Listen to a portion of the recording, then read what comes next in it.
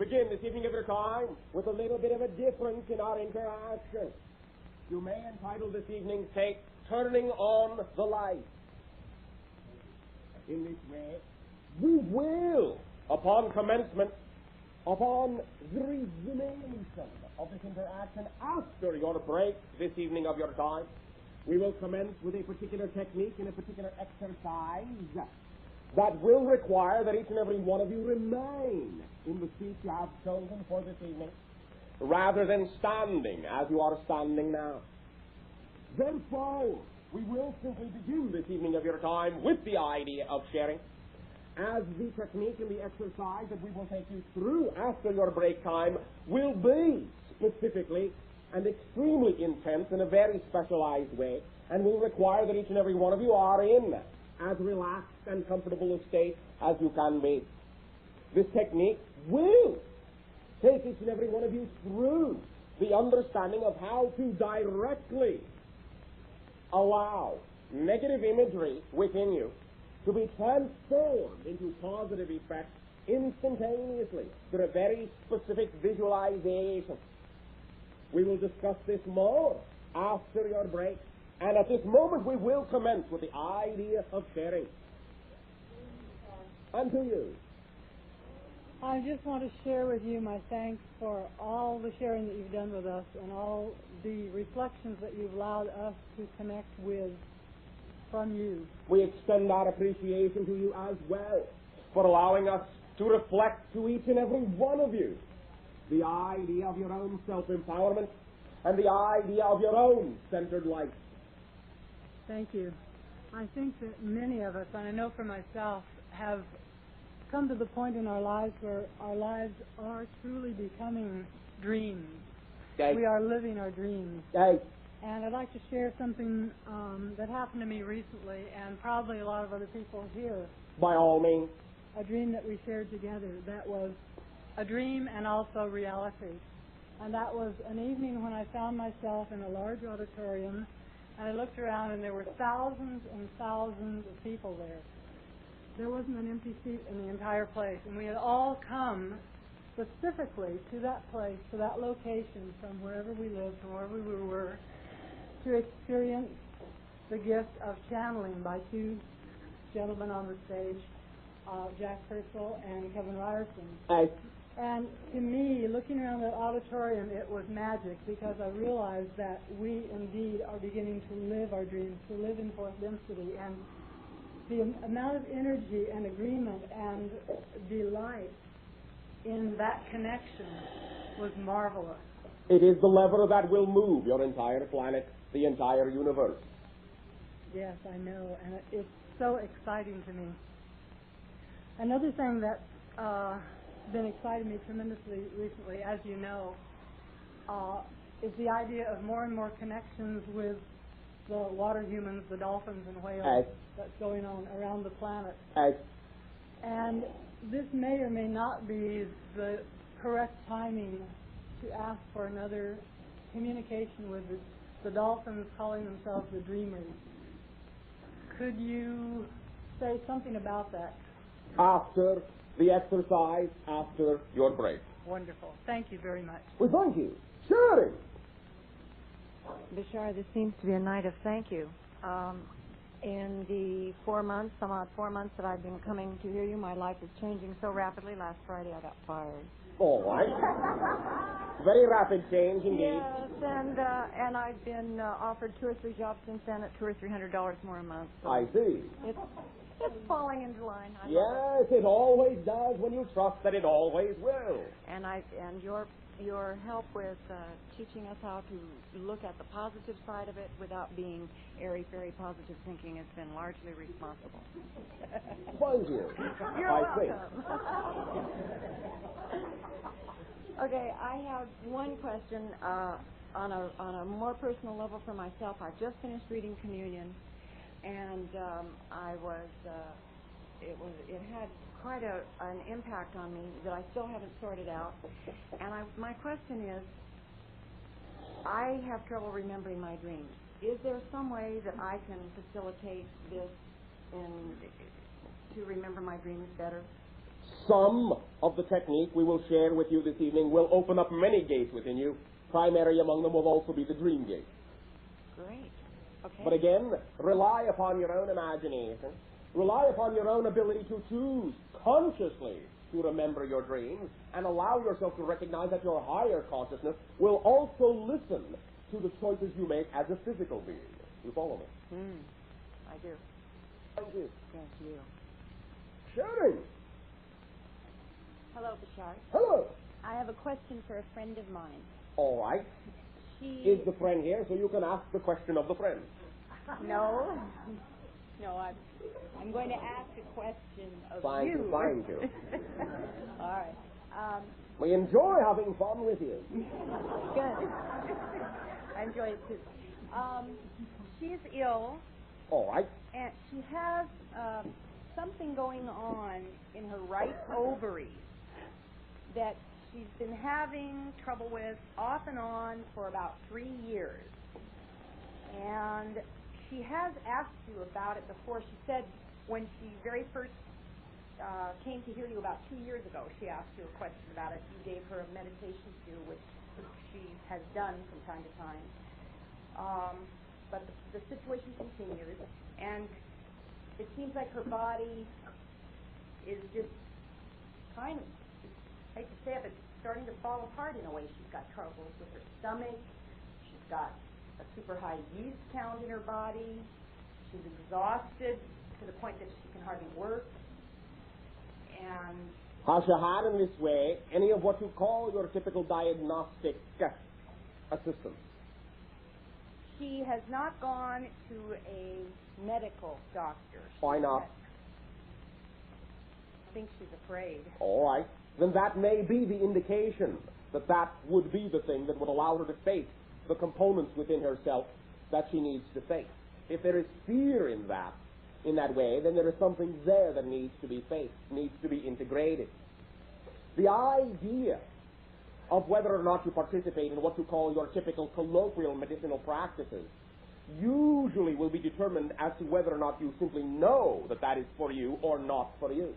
But if you find that you have a fear regarding that idea, that is an indication there is something that lies along that path that you need to integrate.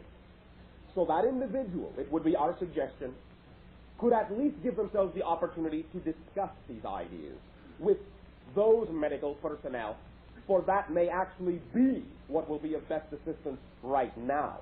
At least the discussion with those individuals she fears to face. Because then she will at least be facing certain fears about herself. You follow me? Yes. That may bring up enough understanding to assist in alleviating some of the so-called problem. But it will at least steer her in a direction that will place within her the responsibility for facing her fears. You follow me? Yes. The idea, above and beyond anything, even though we recognize in your society many individuals desire to remove themselves from certain practices, certain habitual practices upon your planet, there is no need to force that type of spirituality upon yourself. The idea is to be true to what belief systems are strongest within.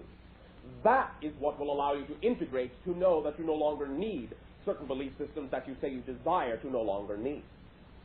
You follow me? Yes. Does that assist you?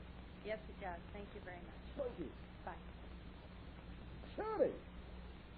Hello, Bashar. Hello. I recently had gotten in contact with some old thoughts about some crystals, and Oh, I have right. one.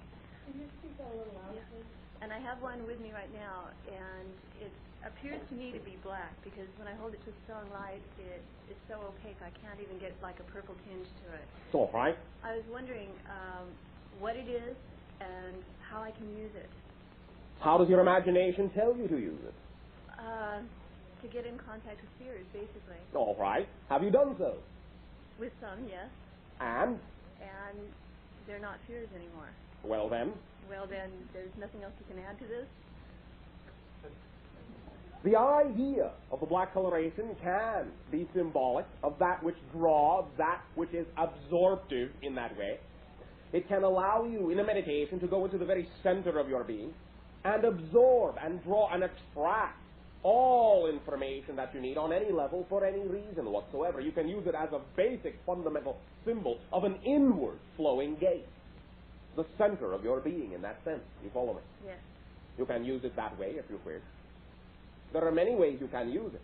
It will depend upon the affinity your imagination has and the willingness you have to allow your imagination free rein in determining in which ways it seems to work best for you. Okay. You would not have attracted that idea if it would not work for you on some level. You would have attracted something else. So simply trust your imagination, since you have already indicated that doing so has brought you rewards. You follow me? Yes. Continue to trust it in that way. There are many other specific ideas we could annocate for you with this idea, but you are doing just fine. It is allowing you to create the balance necessary within your life. It is allowing you to also exercise your imagination. You follow me? Yes. And that exercise in the imagination is what will balance you out. You follow me? Uh-huh. Does that assist you? Yes, it does. One moment. Do you like blue flowers? Yes, I do. Then you can use that as a symbol as well.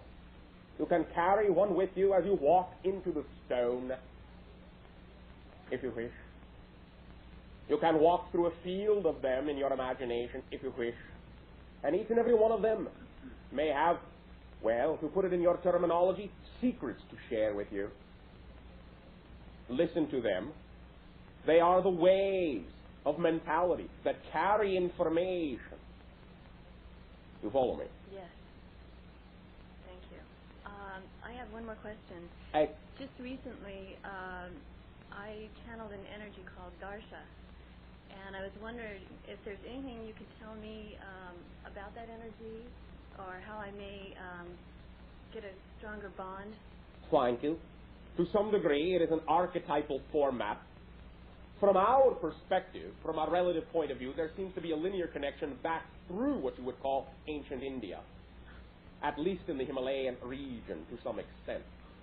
There may be a gate, a very strong doorway there for you in that way. If you follow that path, you may find yourself wandering in and among those mountains at some point in your life. Yeah. One moment.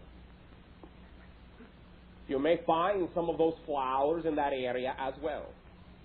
To some degree, a field of that color blue in that way, to some degree represents a familiar land to you.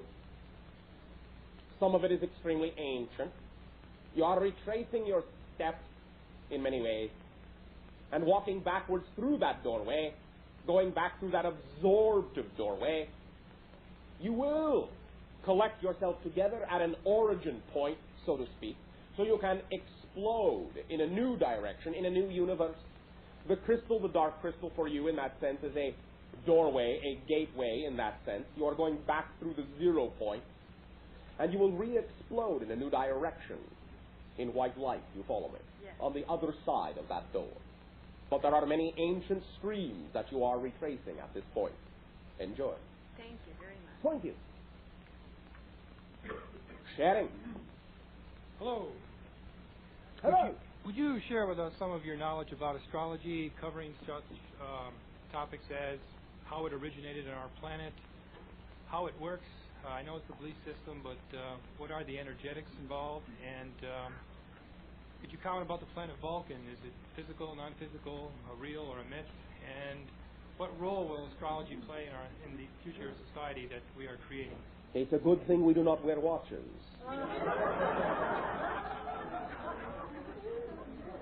Astrology, as you call it, yes, in a sense is a belief system, but it does represent at least an instinctive awareness of mathematical vibratory relationships, wavelength relationships, that, to put it very simply and succinctly, represent the overall general agreement of your entire society, the timing of the events and the interactions synchronistically of those events, the signature vibrations of all the individuals involved in the contract, and the fulfillment of some of the ideas, the general themes being played out in each individual life and the overall lives and contracts and agreements you have formed with each other. You can glean energy patterns from the idea. You can make correlations in that way, knowing that when you are a non-physical being and choose to project yourself into physical materiality, you will take on a solidification of whatever vibratory patterns in that universe happen to be going on at that time. And so there are reflective symbols that represent each and every one of those particular, let us say, ley lines of the universe through your particular coordinates. And in being born physically at a certain time, you will, in a sense, freeze those ley lines into your physical form. And they can be read. They can be scrolled out in that way.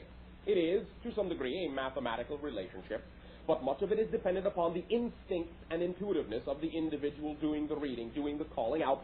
For like everything, it is still holographic, and the information extracted will depend upon the point of view of the individual doing the reading, and the place in time, the place in timing that the individual that the reading is being done for is at that particular moment. Now, this idea, the basic understanding, the perspective that you recognize today as astrology was begun in what you call Atlantis. It has been, let us say, rendered into a different form since its original inception. And much of the information and much of the understanding has, in your terms, been, let us say, misplaced rather than lost entirely, or misinterpreted in many different ways, or let us say simply interpreted along the modalities of the time. But generally your instincts can serve you, and you can glean what you need to glean out of any particular vibrational relationship pattern, and you can be highly accurate in that way.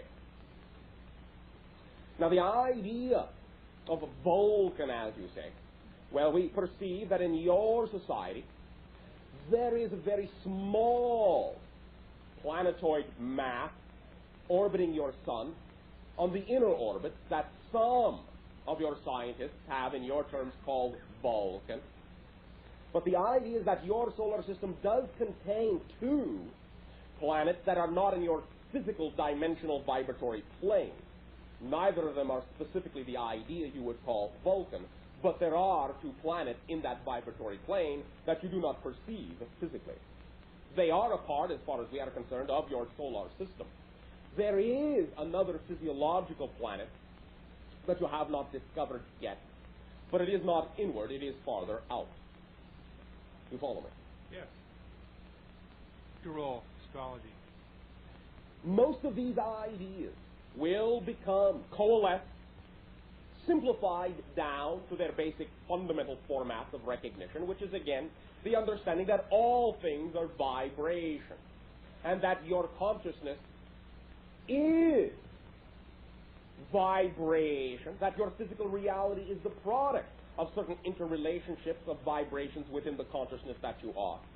It will all be understood as synchronicity, all be understood as one and the same thing, interacting in many different ways. It can be rendered down into very simplified mathematical formula, if you wish, but the mathematical formula will not necessarily take the configurations you are used to using now. There may be new symbols that are created, conceptual symbols that may be in and of themselves representing more whole relationship type concepts rather than simply discrete numerical values. Astrology may, in what you call 100, 200, 300 years of your time, be rendered into more precise understanding of energy relationships and the vibratory schematics that generate any particular physiological universe. In other words, when you learn the skein, the fabric of those vibratory chords within the hologram, astrology will be more of an applied idea in a physiological state. You will know what strings, in a sense, to pull to generate spontaneous creations of physiological environments and universes. You will set up the parameters in that way. It will not simply be a received information. You will vibrate in accordance with the understanding of the particular relationships, energy, and you will be able to play it like a musical instrument and generate conditions throughout the physiological universe to reflect the idea of your mentality. You follow me? Yes. Thank you very much. Thank you. Catting. Hello. Hello. I'd like to know the origin of my fear at night. Well, it is always from within you. In what way do you feel? How does it feel? What type of fear? Can you define and describe it? I'm fearful of my thoughts. I'm fearful of seeing something. When I was a child, I saw an entity. Okay. And it scared me for years. All right. And can you tell me what that was? To some degree, in your terms, it was a manifestation of what you would call, now, this is both spiritual and extraterrestrial consciousness. Do understand it is quite normal, quite natural for children who have not yet unlearned that they are not supposed to see those things, to see those things. Quite natural. Because everyone has the ability to see energy in various forms, projections of consciousness into one reality or another. This is a quite natural phenomenon. In a sense, you are being paid a visit. It was not unfriendly. But the fear you feel was simply the fears that came up of the belief systems that you had already by that time bought into within your society. Seeing something that does not seem to fit, seeing something that you have been taught does not fit, usually causes you to re-examine in a flash the idea of all that you have been taught. And it is very, for your civilization, unsettling. And that causes fear. You feel like you have no stable foundation. You feel like that one particular event, that one particular interaction removes the stabilizing foundation of your life, and your ego consciousness panics. That is the fear you are feeling. But recognize it is quite a natural event. And in this way, it actually increased your stability in many ways. For change and fluctuation and interaction are the grand constants of universal creation. And your ability to perceive more widely than more limitedly is what actually will stabilize you. You follow me so far? Mm-hmm. Yes. So the idea is to recognize that there was nothing inherently fearful about that interaction. Simply what was brought up within you were many of the beliefs you had bought into at that time. You were buying into them very rapidly. You were locking into them very solidly. And so you had arranged with that friend by a prior agreement, well, let me put it colloquially. Say, friend, I'm going to go into this physical life. If at any time you find that I am going to limit myself a little bit too much, well, do step in and chalk me out of it, won't you? You follow me? They were only doing as you had agreed. Mm-hmm. They were allowing you to always know that there was that little bit of uncertainty, that little bit of unexpectedness that would not allow you to lock too strongly into a particular reality that you did not necessarily want to limit yourself within to that extent. You follow me? Mm-hmm. Now, they are still with you in many ways. You will find yourself easily able to communicate in your dream realities above and beyond, first of all, with them. If you are willing to recognize that it was by agreement, by a friendly arrangement, and that they performed a service you asked them to perform in that way, to ensure that you would not become too rigidized into this particular reality, so that there would be this gate that you would need to explore at this time, so that you would leave something open for yourself, so that you would know that once you step through that gate, the whole world would be new and fascinating, again, as it was when you were a child. You follow me? Mm-hmm. So you may now, within your sleep time, simply open up to the understanding that everything has occurred by your agreement and call upon your friend again. And you may begin dream dialogues that will allow you to acclimate and feel more at home with that being, and then they may be able to share many stories with you. Where is my friend from? Not now. Let them tell you. Okay. All right? Thank you. Well, thank you very much, and pleasant dreams. Getting. Hello, Bashar. Hello. Yeah, this is a personal question. Well, all right. In reference to last 3 years, I've been pursuing an acting career. Pursuing it? Okay. Are you tired yet? Sometimes, yes. All right. Okay. Are you an actor? Yes, I am. Oh, thank you. And in the effort to try to make a living at it, I've encountered many stumbling blocks. Yeah. And I was wondering if you have any advice in this that you might be able to offer. Yes. Treat them as opportunities to refine your craft, not as interruptions in it. How's that? Good. Act through the so-called stumbling block, and you will gain a wealth of information. You will discover a wealth of facets about yourself that you will be able to then channel in your acting career. For recognize the idea of acting, what you call true acting, is channeling. You are actually being those different personality fragments. You are being those persona. You have given yourself the different scenarios you seem to come across to develop certain ideas. Now, we do not mean that you have to suffer. No, no, no. You are simply looking at it as suffering.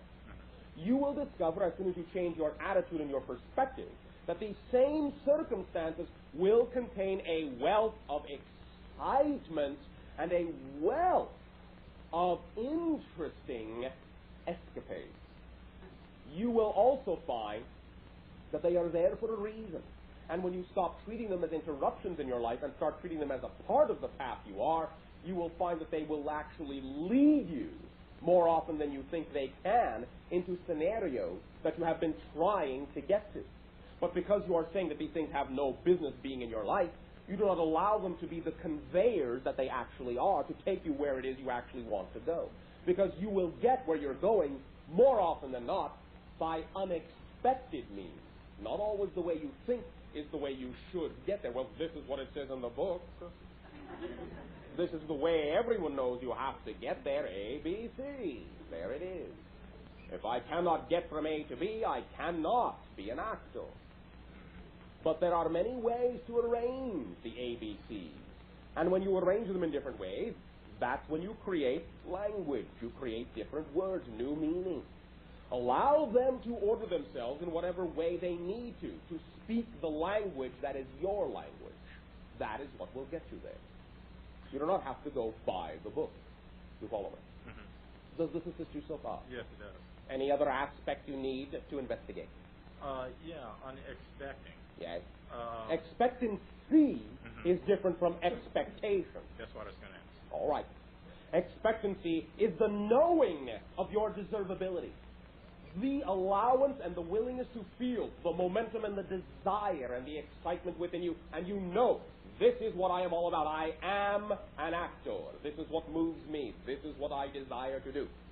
Expectation, very often, is the laying down of certain parameters through which you are taught to think must be the path you take to fulfilling your expectancy. But that is not always the case. You follow me? Yes. Unexpected. The unexpected. Spontaneity does not an actor, after all, wish for spontaneity in the acting? Then let life itself teach you the act and the art of spontaneity. You follow? Yes. You will then simply fall into the part. That would be nice. That is what the stumbling block can be for.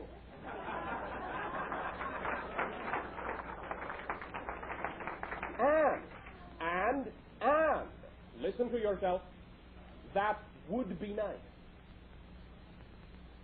Would be someday. It is right now. That's spontaneous. Everything you are doing is a spontaneous action in one way, shape, or form. You can make it seem stilted by the viewpoint you have of it. But allow yourself to know that everything you do experience does add to your repertoire. All right? Mm-hmm. Be yourself first and foremost. Then you can be any other you can imagine.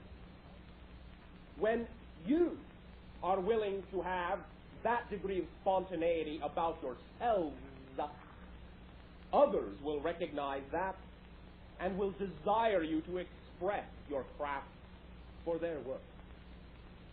For they will wish that degree of spontaneous realism. and life that will come from it. You follow? Yes. Well, thank you very much. Thank you. Break a leg.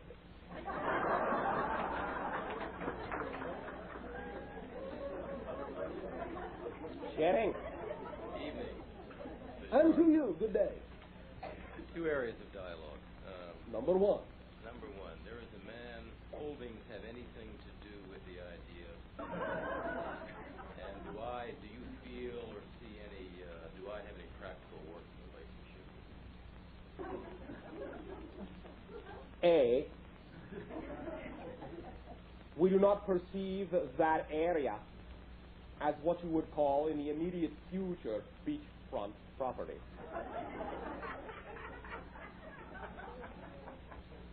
There are centers of energy that you may wish to avail yourself of, to tap into. There are many, many lucrative, as you say in your society, ideas, communities, centers, expressions of art, expressions of life, new understandings of technology that will arise in that area. It will be a center in a different way. Not that any other area of your world has to be eliminated for it to be so. It is, in a sense, a beachhead in many ways. Mostly of energy and new ideas and new expressive forms. And in that way, you may find yourself becoming involved, simply because you may be attracted to that area and wish to partake of some of that land for that usage, for the expression of the different ways in which energy can be expressed and projects can be created in that area. It is very fruitful, that area, for the creation of many interactive energy endeavors. Mainly ranchland and desert now. Yes. You see an accelerated future for it in which yes. which will take place in his lifetime? And yours, yes. Mm-hmm. The practical potential working relationship is not between our companies, but my going down there and availing myself of that energy. Yes. Or is it both? There may be some interaction, but you may find that you may wish to create things that are more tangential to the things that they are interested in.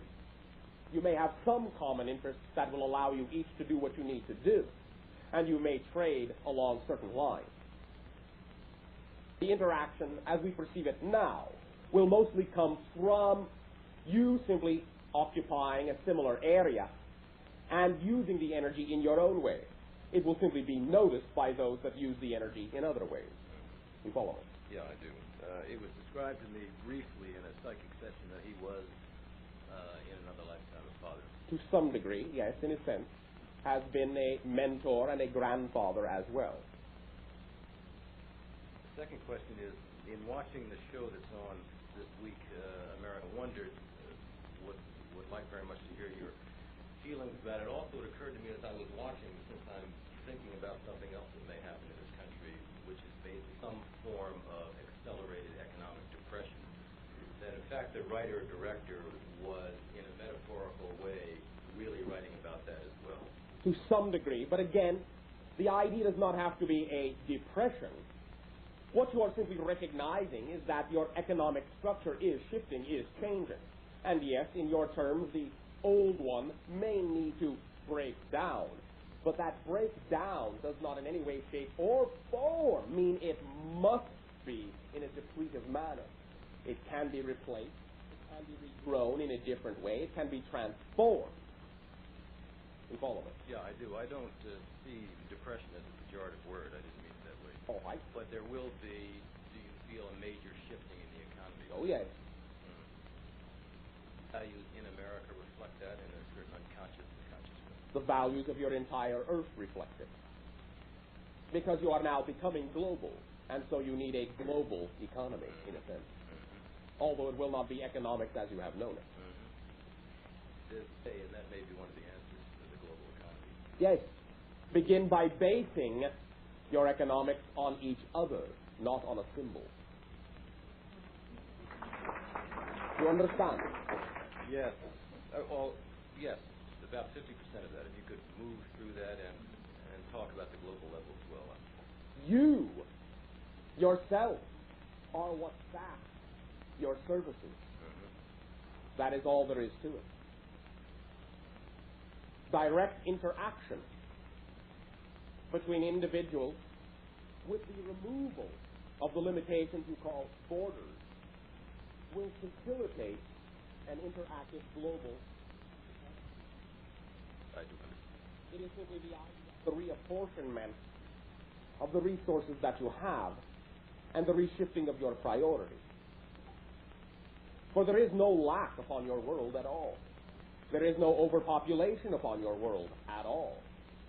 There is simply a particular disbursement of individuals and resources in such a way as to make it seem as if there is a lack. You follow me? Mm-hmm. So the sharing of responsibilities in any task, okay, company or whatever becomes. And the reliance upon the resources of all, rather than the hoarding of or the fearing of others in terms of being able to deplete your own resources. Democracy of ideas. One. The republic of ideas, in a sense. But we understand what you mean. Does that assist you? That does, thank you. Thank you. Getting. Hi, Bashar. Hi. About 10 years ago, my father died, and having 2 heart attacks, 2 heart transplants, and it had a great impact on myself and his younger children. It shed some light on the agreement that we had in the participation of his passing and the effect it had on their lives. This individual has also been a mother to you all many times, has nurtured and cared for you all many times. In this way, this individual has always enjoyed, in many of the lifetimes, the larger gathering of the family, the larger creation of family members in that way. The idea, simply in this way, is that the heart energy that was being utilized to some degree was being blocked by belief systems that allow the individual to buy into the perspective that to care for and nurture to some degree meant sacrifice. You follow me? Yes, makes sense. Now this individual, as we perceive the energy of this individual, has been reincarnated for approximately what you would call 7 of your years. You follow me? Yes. Is it anyone that I know? Yes, it is. I will have to use my imagination. This may fluctuate. This may, in your frame of reference, not be considered accurate. Is there a male youth of approximately that age, that is what you would call brownish blonde, that you are aware of? Not that I can remember. The individual is somewhere near in your sphere of availability, somewhere near in your sphere, within 1 or 2 levels of acquaintance. Possibly, as we perceive the vibration, and again, this may bear translation difficulty into your language, into your vibration, with the nomenclature that you would call Tory.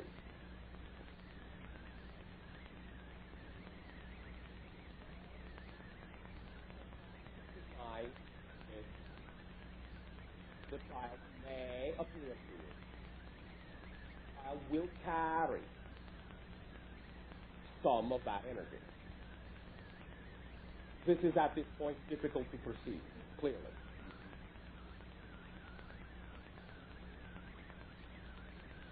But it is a very joyful child. Very loving, very good. Yes. So the child will be as well. This time free from the constriction But there may be something about the heart that still allows there to be a recognition of this identity. There may be palpitations in the heart of this child that can aid the child and assist the child later in life, or right now, in many ways, act as a sensor device sensitive to electromagnetic energy. We will see. But we sense the child's energy very strongly, at least from our perspective. And it seems, in your terms, physical, solid, and to you, close.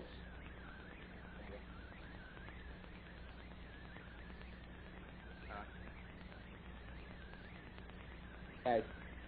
I'm trying. His passing had a profound effect. Recently, as I was standing in line on me. Of course. But very much so in emotional and psychological disorientation on other children, and it just saw after not seeing for a long time his wife, who is my stepdad, and she's still. After 10 years, I still feel like static surprise on it. All right. All they need to know is that always this individual loves unconditionally still. If they are willing to receive the gift of that love and use that love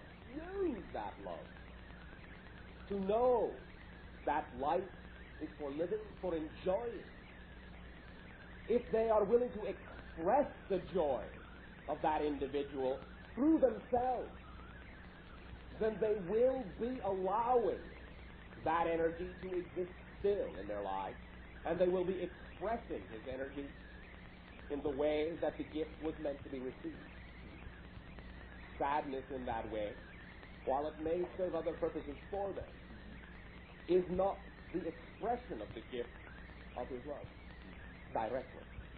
You follow me? Yes. I in fact call upon him and feel his love all the time. Yes. I'm not sure that they do. They can, if they wish. Yes. If you wish, the exercise that we will share with you this evening of your time, you may share with them. And again, it may open doorways within them that will allow for dream communication with the oversoul of all of you. Let us say a family clan meeting within the soul. To understand that that portion of that individual on that level is still very much alive, even though there is reincarnational aspect still going on. And that once you gather together and reaffirm the familiarity, then you can get on your lives, knowing I've lost no one.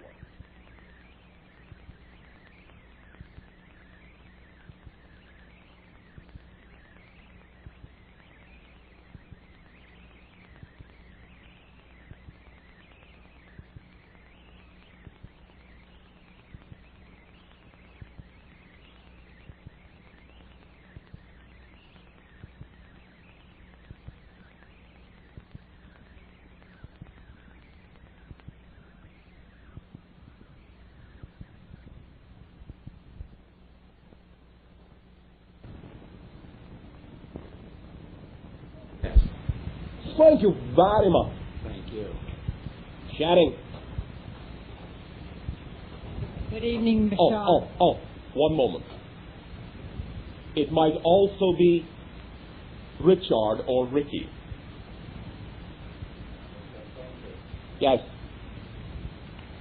I have 3 questions this evening. One represents 7 other people here this evening. All right.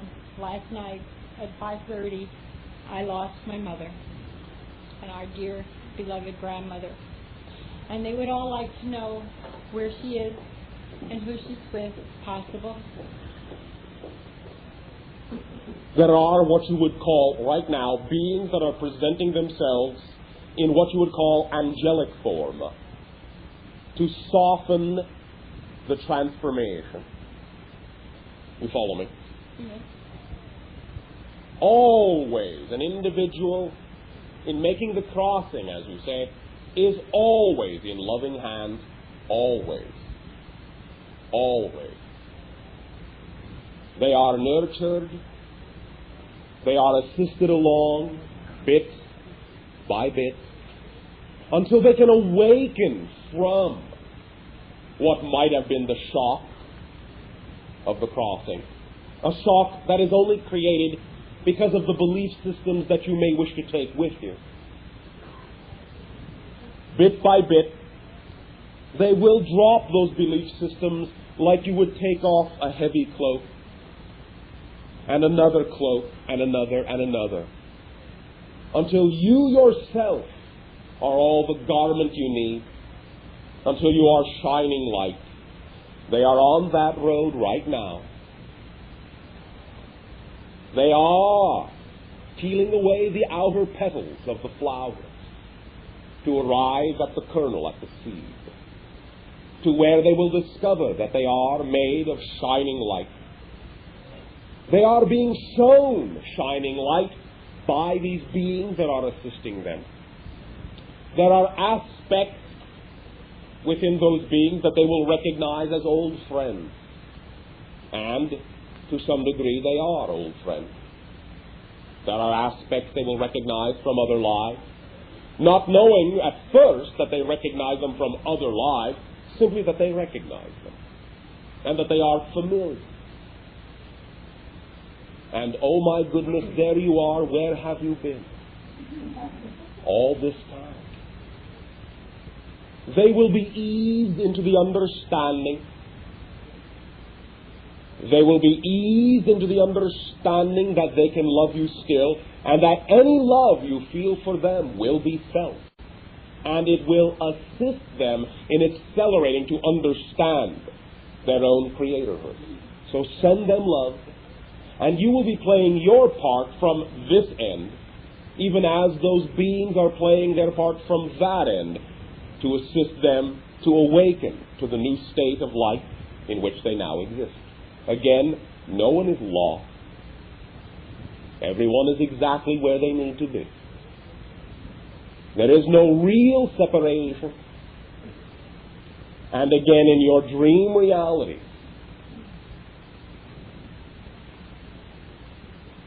within 3 of your months, at the outside, there will be a flood of love and communication from them once they arrive at a certain awareness level. And in that communication may come many of the ideas that they do know you love them, that they wish you to know they love you. And that the best way to express your love for them is to live your life to the fullest. You follow me? Yes, I do. The second question is concerning automatic writings that I was given to do. I have a question concerning my grandmother. And it's not that important, but between all of us, she loved chocolate. Would she be able to have it if she In a sense, yes. For again, do understand that when you first, as you say, cross over from physical to non-physical state, you recognize very quickly, relatively so, that you are a thought form in a world of thought form. Now, you know you create your reality. The idea is still the same there, only more quickly. The second you conceive of any idea, that is what you will experience, and it will seem to you as solid as physical reality seems. You follow me? What she may come to realize very quickly, that the main difference will be, is that she can eat all the chocolate she wants and she won't get ill. And that may allow them to begin to wonder what is going on. You follow me? Whatever beliefs you carry with you are what you most immediately experience in the astral realm. Because you are a thought form in a world of thought form, and as you think, so you perceive. Seemingly solidly. But the minute you change your thought, that is what you perceive. That is how you create your physical reality as well, but because it comes with the notion of time, then here it takes time. there is no time. So as soon as you think it, that's what you perceive. And in a sense, because of the lack of limitation, the experience of the eating of that idea chocolate may be far more exhilarating of an experience there than it ever was in physical reality. Because it will be being tasted with the entire soul. You follow me? Does that assist you? May I ask the other question? Yes. I was given automatic writing over the past 20 years to finish a novel and screenplay. All right. It's very political. I was told I could be stopped. By whom? By the FBI. How so? And who told you? Maybe the FBI. In Chicago. What I want to know is I did my part in writing it. I had never written anything before. All right. And I want to know why it isn't out. If America needs to hear this, why is it not out? And perhaps simply because of the fear that you may be buying into, or that other individuals may be buying into, that it can be stopped. It is only the fear that it can be stopped that stops it. Well, they're afraid of it, but am I responsible for pushing it and the publishing of it? If I did the writing, do I have to do that too? You do not necessarily have to. Of course, you do not have to do anything. But the idea is that if you are motivated to want to see it expressed in a certain way, then simply it is not a matter of working at it. It is not a matter of struggling to get it out. It is simply a matter of still being excited about the whole event, the whole idea. In other words, do not piecemeal it into, well, here's the writing, well, here's the publishing, well, here's this, here's that. Allow it to be one event that partakes of a single momentum. A single momentum. Carry the same excitement for all phases. Let all phases be representative of one idea. Then, if there is anything you can do about the rest of it, you will simply automatically attract whatever individuals are necessary into your life who may be able to facilitate the rest of it better than you can. You follow me? Yes, I do. Does that assist? Yes, it does. And thank you very much. Remember, an idea whose time has come cannot be stopped, no matter what. You follow me? I see. Mm-hmm. Thank you. One more. This is a question for a friend of mine who's here tonight. She has a meningioma behind the eye. They want to operate, and they don't guarantee that she will not be blind. It's attached to the retina and to the brain, and we want to know, she believes in holistic and spiritual medicine, and we're trying to stop her from having surgery since there's no guarantee. Do you have any feelings on we can suggest that you can do a combination of the two. If there are belief systems within this individual, even a small belief that they perhaps should avail themselves of the surgery, they can at the same time use the meditative and holistic, as you say, approach to again wrap the entire event in an aligning energy that will precisely guide all the individuals in that event in such a way that it will, in your terms, be successful. You follow me? Yes, I do. Yes, I do. Thank you. Thank you. Getting? Hello, Bashar. Hello. I was wondering if you could please beam me up in your UFO ship in the physical. Not at this timing. Okay. And then I wanted to ask you, regarding my physical problems, where could I go? Who could I seek out? What kind of healing can I seek out for my bodily problems? What are you defining as your so-called problems? You mean tell you what's wrong with me? What are the circumstances, yes? Well, doctors have botched me up. And I find that every time I try to go to a doctor to get help, they botch me up even more. And then I try to go to the holistic doctors, and they also botched me up. I see. So I don't know who to go to anymore. How about you? Well, I tried. Since you created the situations with them, since you created the so-called misalignment in that way, why not uncreate them? Well, I tried going to myself, and it just helps to a certain degree. It doesn't help totally. All right. In what way do you imagine would be necessary for you to be completely aligned? Wait, I don't know what you mean. All right. In what way do you believe you are out of alignment? Well, my body it has a potentially life-threatening situation on it right now. If I don't, such as? Well, if I don't get help, I know I'll end up in a hospital or, pass away eventually. I hate to say that. It sounds so negative. Not necessarily. But recognize again, when you say, well, I know that it will wind up this way, that is your prescription for yourself that you are writing right now, doctor. You are assuming a particular outcome just because of a certain circumstance you have. That circumstance does not necessarily have to have that outcome. So there is really no reason for you to say, well, I know it will wind up this way. If you choose to believe that that's the way you will wind up, that is what will create that scenario. Your beliefs are what govern your physical reality, totally, utterly. It was your beliefs that attracted you to the particular practitioners that allow you to feel more and more misaligned. Your beliefs about them, your beliefs about yourself were not aligned. And so any interaction you had only increased and accelerated the misalignment.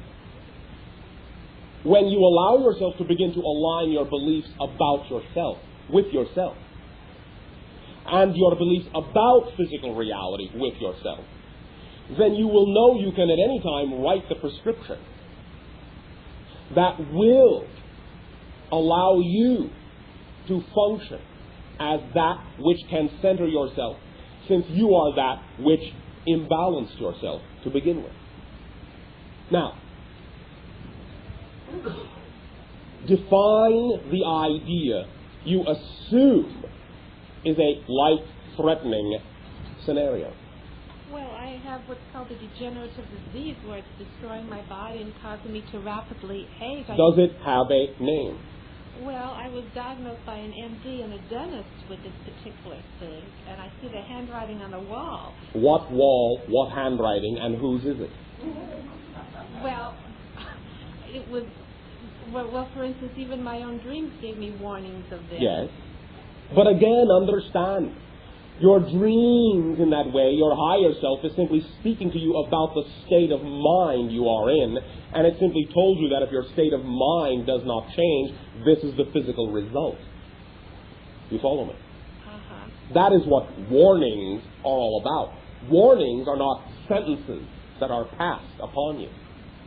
They are opportunities to discover the state of mind you are in and understand completely what that state of mind will result in. So when you say, well, I know this will lead to that, that is the state of mind that created that to begin with. That will, of course, then lead to other things. Well, originally, when the first doctor botched me up, which was the main cause, and the... One moment. In what way did they botch you up? Well, they caused an infection in my bone. All right. Why, in your terms, were you seeing them to begin with? Well, because one referred me to another. I guess we got a kickback. Why were you going to a doctor to begin with? Well, I shouldn't have, but at that time I thought they were gods. And why were you there? For what reason were you there? Well, that's what I'm saying. I had no right to be there, but one told me to go to the other one. You are not answering the question. Why were you seeing one at all? Did you think you had an illness at that point? Well, no, there was nothing wrong with me. Why were you seeing a doctor? because another doctor referred me to him. Why did you go to the first doctor? Well, because everybody has to have a checkup. I was see. all I went to was for a checkup. All right. Thank you for answering the question. That is all we were asking you, is what brought you to the first doctor to begin with? Well, it was for a checkup. Thank you. Now, recognize again that there are many different belief systems and cycles within your society. The reason you are there to begin with and what you are told to begin with is always going to be reflective of the beliefs you have within you to begin with.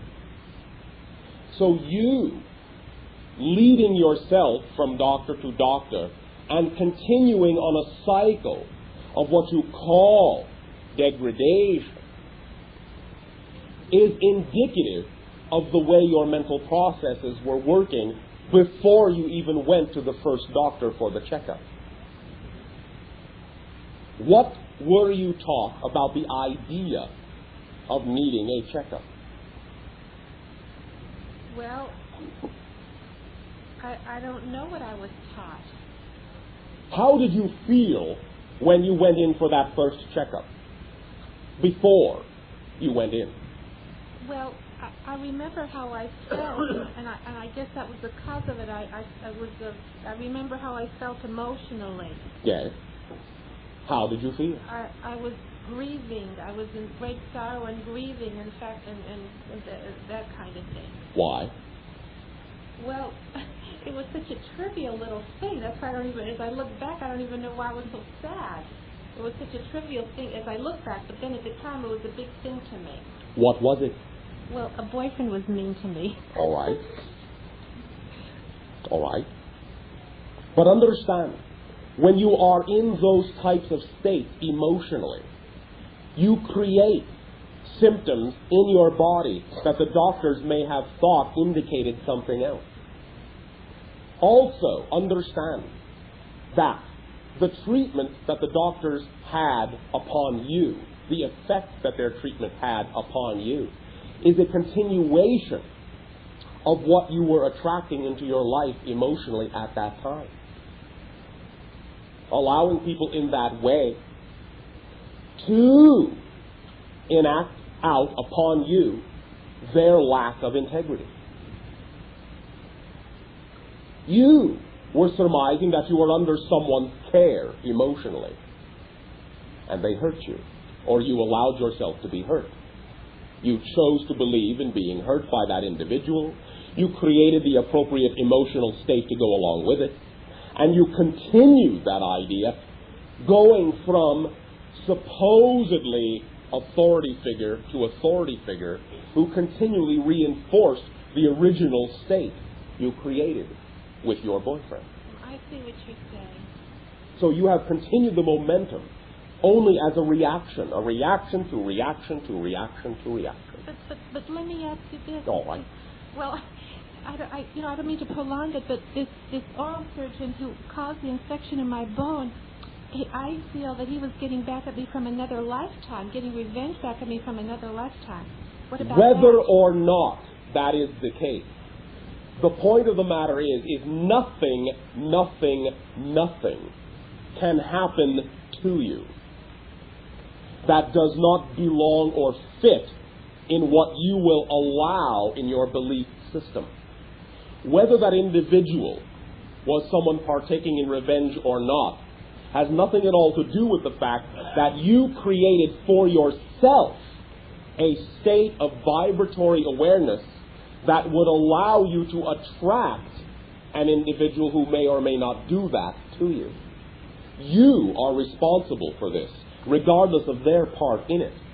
They may have their responsibility, but you are responsible for any effect that occurs in your being. Well, that's true, but how do I get out of that? We are getting to that point. Okay. First and foremost, take responsibility for having created what you have now. Because no one can do anything to you that is not in synchronous accord with your vibratory awareness, with what you will allow to happen, with what you will create for yourself. You understand? Yes, I do. All right. Start treating yourself with respect. Start learning to love yourself unconditionally, regardless of what anyone else thinks of you. That is the prescription you need. You need to start to know yourself, to truly believe in yourself, to truly love yourself, regardless of whether anyone else ever shows you love. Because the universe loves you. All creation loves you. You exist. And the only reason you would exist is if infinite creation loved you unconditionally, to have created you to begin with. Start treating yourself with the same respect, with the same unconditional love, and you will heal yourself. Because you will go back to your natural center, and you will not rely upon others for your validation, for your validity. As you relied upon the idea of your boyfriend, as you relied upon the idea of those doctors, as you rely upon any other individual to validate you, you invalidate more and more and more of yourself, and you eat away at yourself. You tear yourself down. Because you are looking for others to validate you. You do not believe you have the power it takes to validate yourself. Any emotional reaction you have to any scenario as you described it from your boyfriend in that way does not come out of the blue. That type of emotional reaction is not always what will be a reaction to someone who chooses to be mean to you. It does not have to be that reaction. Usually, that type of sorrow, that type of hurt, only comes when you even a little bit buy into the idea that what they are saying to you might possibly have any validity in your life. That you would have to buy into the idea that hurtful things that someone might say to you might possibly have anything at all to do with the person you actually are. Rather than saying, who are you talking about? Your hurtfulness toward me has nothing to do with the love I know I deserve. So I choose to know that your statements may be a reflection of what you believe is true in your reality, but I know it's not true in mine. And so I will not have those emotional reactions of negativity. Because your emotional reactions are always secondary to your beliefs. If you are experiencing negative emotionality, it is because you have negative beliefs. There is no way you can experience a negative emotionality without already believing a negative belief. All emotions are reactions to belief. The belief is there first. The emotion, many times, when it comes out, shows you have that belief, but the emotion is never there first. Never. So if you find yourself in a negative emotional state, it is because you are already in a negative belief state about yourself. The prescription you need from yourself is to love yourself every moment. You deserve it. You are worthy of it. You are worthy of life. You are strength. You are infinite. You are unlimited. You are as powerful as you need to be to create anything you desire without having to hurt anyone else or yourself in order to create it. Write that down to yourself, from yourself, as your prescription, from yourself, the doctor self that you are, to the patient self that you are. Sign it. Take it to the pharmacy of life. Fill that prescription out. One supply, unlimited of unconditional love, please. Get behind the counter. Yes, ma'am, right away. Here it is. an unlimited lifetime supply of unconditional love.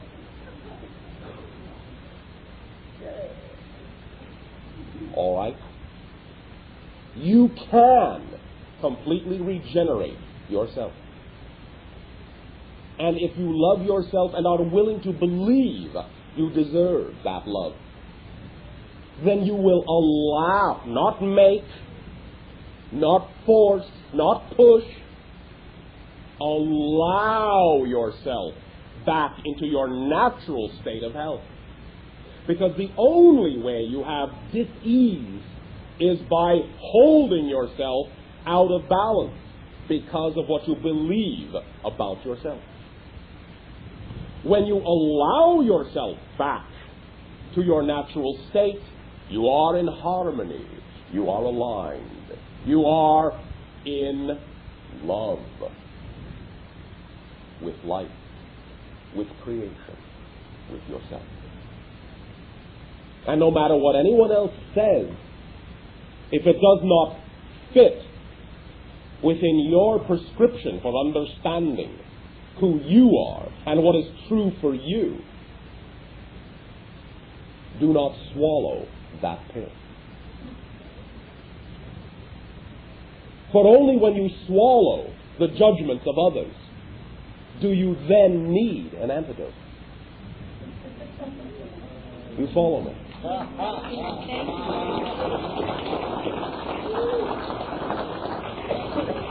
This night of your time, rebalancing. And also, for you, in particular, for you, the exercise we will do this evening of your time will have a profound impact. For it is designed specifically, generally for many different ideas it can be applied, but also specifically for what any of you might believe to be physical limitation. Thank you. At this timing, you may all enjoy a short break, and then when we resume, please all Thank you. Be seated.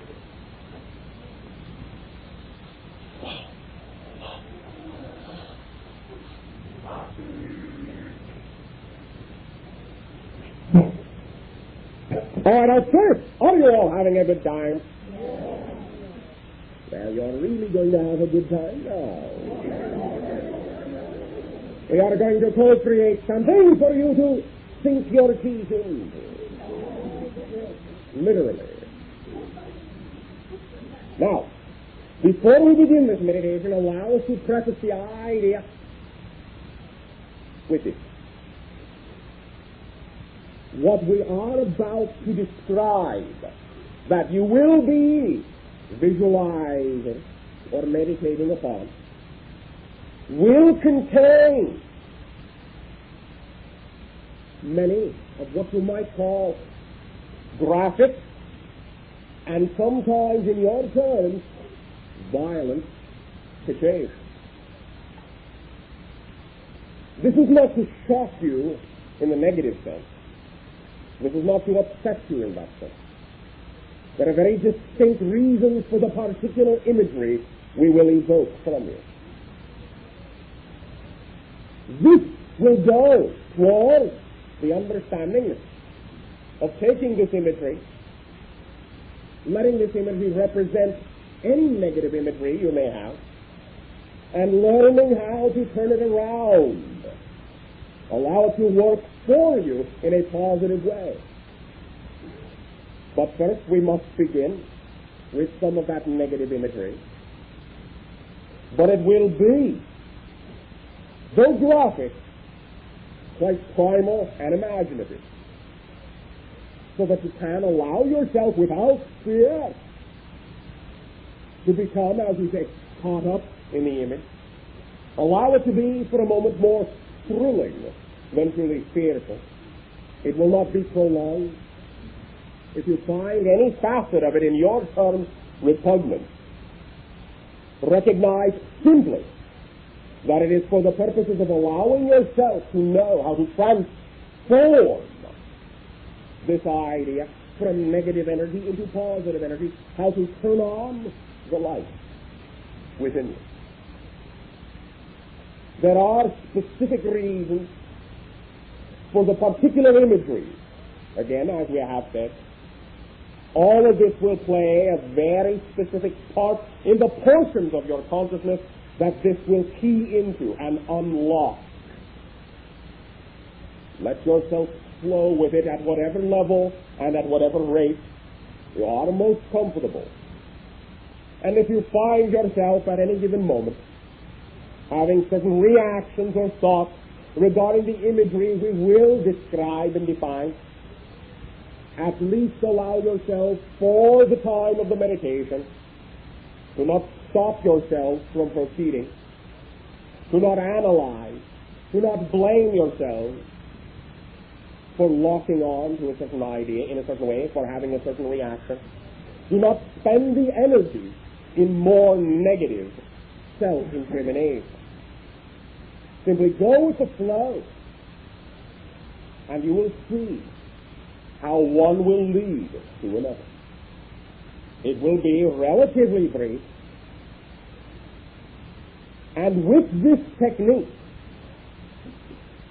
you will be able to apply this idea to any negative scenario and any negative physical manifestation of any sort within you. And you will feel a difference.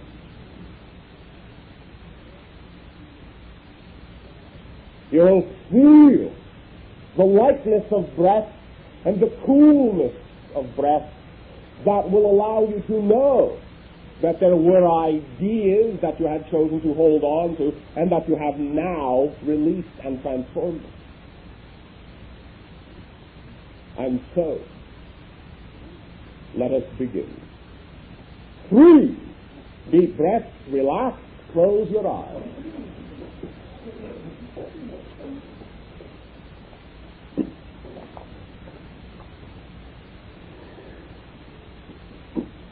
Allow your imagination for a moment to drift. Simply float and enjoy. Become in whatever way, shape, or form you need to comfortable in that sense. Allow yourself to know that even a modicum of comfort will suffice. You do not have to be as physiologically comfortable as you have ever been in your life. Just relax.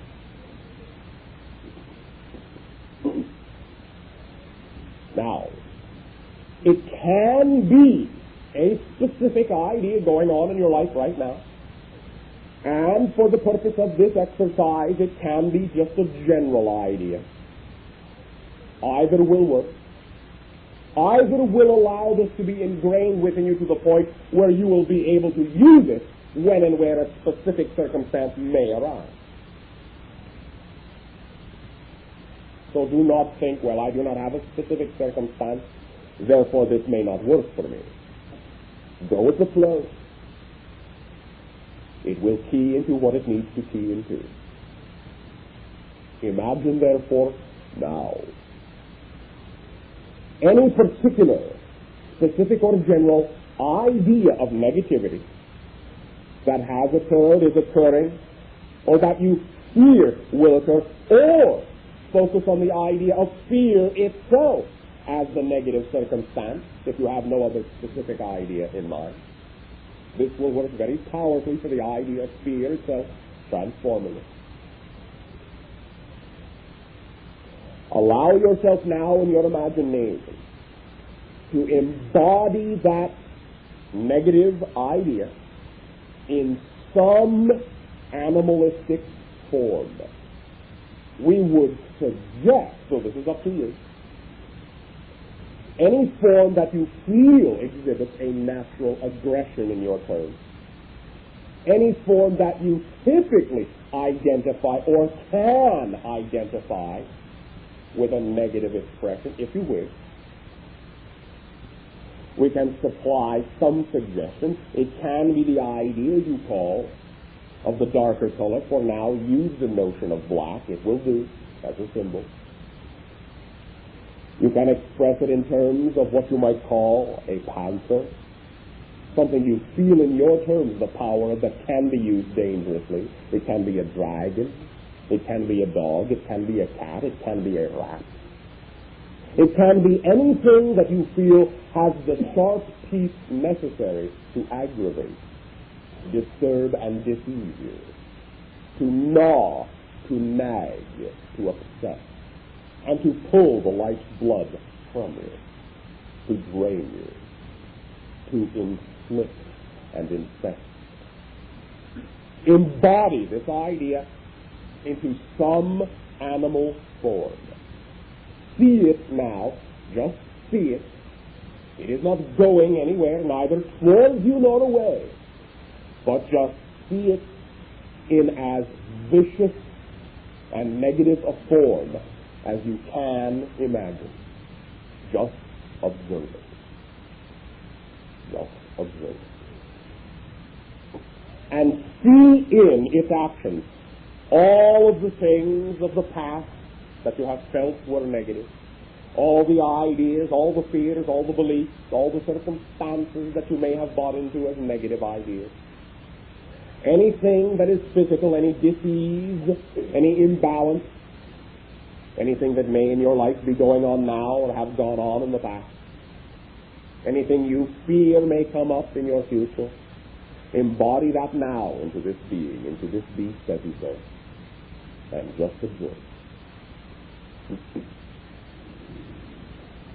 Now, and this is most important, we are going to utilize the flashpoint alignment in very brief mode that you call anger. Now, as you observe this animal, as you observe all that it is meant to you, as you now become tired of this expression, as you now know beyond a shadow of a doubt that as you see all of these aspects that you know are the expression of the negativities you have created, feel the natural anger. You are enraged with this being now. Feel yourself now to become your version of this, become a mirror image of this, and feel the intense anger towards this energy in that way. Feel the burning sensation. Feel the idea of the energy emanating, radiating, pouring from you in that way. Allow it to break you into a sweat if it does. And at this moment, use the anger.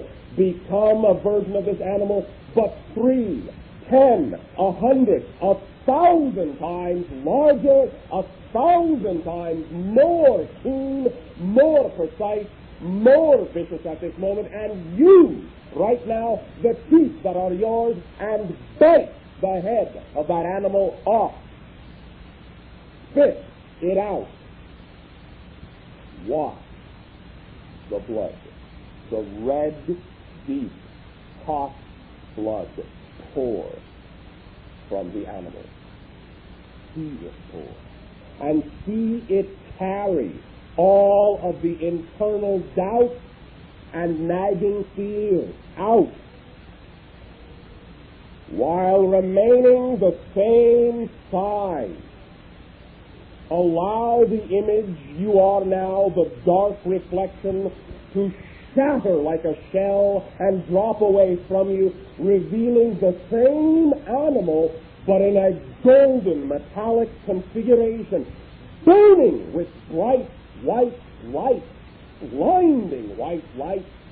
And as you now look down upon that dark animal, as the blood drains from it into the stones, the crevices and cracks from your mouth, allow now, as you transform into a golden metallic dragon, a burst, a shaft of blinding white heat to emanate from your mouth, utterly consuming the carcass of the beast and the blood. See it ignite with spontaneous combustion. See all of the different ideas ignite, and at this moment now, see any dark shape that exists, that may exist, that you fear may exist within every single cell of your body. See each and every one of those dark forms that you cannot penetrate. See them ignite on fire. See them rise in that fire. See them catch with that blinding, white, hot fire of dragon flame. And see them all burn to ash. See it all smoldering as ash. See the smoke of the embers whisked away in the new, fresh breeze.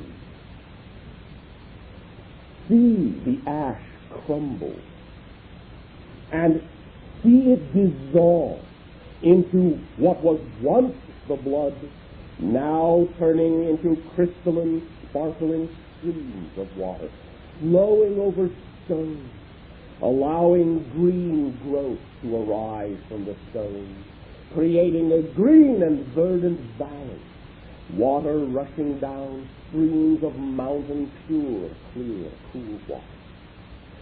See the foliage, see the trees, see the clouds on a bright, sunlit day of your world.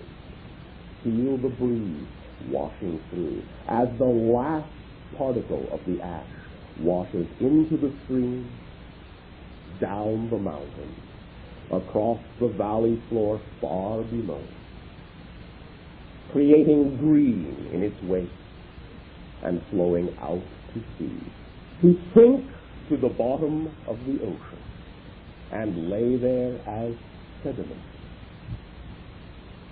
to serve as a foundation for what was, for all things past, so that all things present may grow from that fertile soil of the ashes of the past negative life. And as you now inhale as the golden shining dragon of light, white blinding light, feel the coolness of breath filling. Breathe. Time. Feel the revitalization, the new light, the clarity of life. Spread your wings and leap into the sunlit air and become one with the sun, the golden light of all creation. You have released, you have ascended within the new self that you are, above and beyond any shadow of a doubt.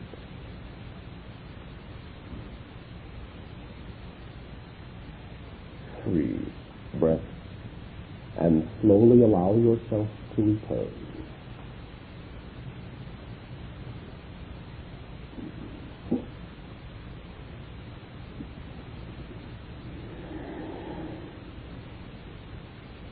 This particular utilization, this particular usage of your anger and of your negativity is always available to you to allow it to transform into complete and utter positive manifestation. Anytime you feel yourself at a balance point, at a nexus point, at a fulcrum point, allow yourself to take yourself through this gate and transform your reality will. We thank you for your participation and willingness in the sharing of this unlocking. We thank you for allowing us to hold your hand while you turn the key that releases you, frees you. We thank you. Our unconditional love to you all. How do you all feel? Thank you.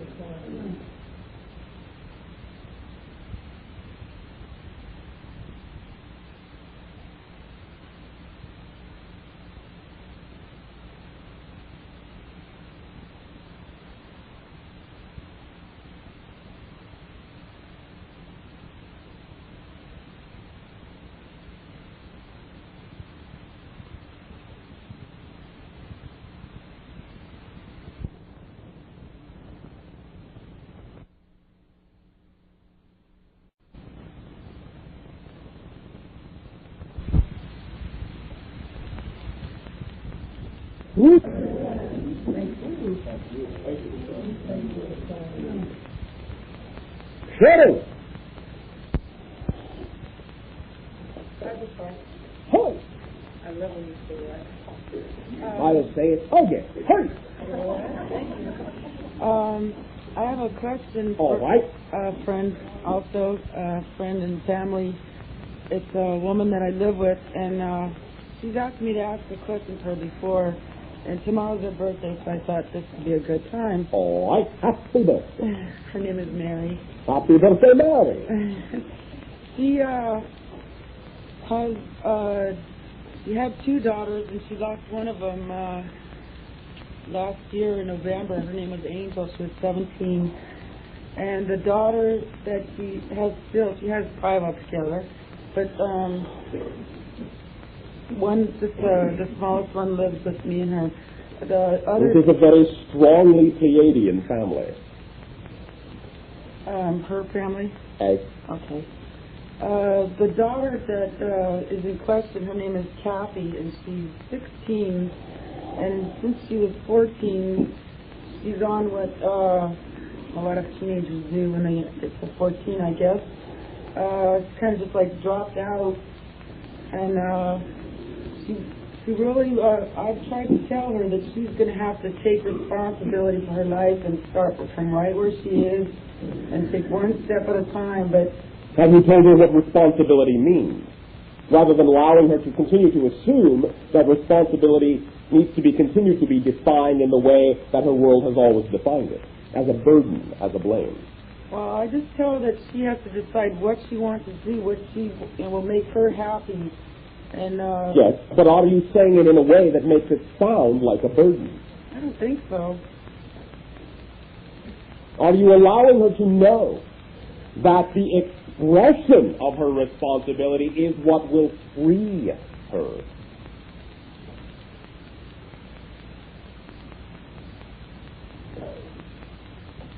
Maybe you could share something for Mary about Angel and her passing once she did. Angel can be used by the other children as a mirror, as a reflection. They can communicate with that being very easily. If they are willing to expand in love towards that being, when they think of that being, there will be communication and love will be returned. And they can know that that is the love they can have for themselves, and it is that love that will free them in that way and allow them to be responsible for everything they create in life, for they chose this life, even as Angel chose the death, to be of service in this way, to function as a guide. You follow me?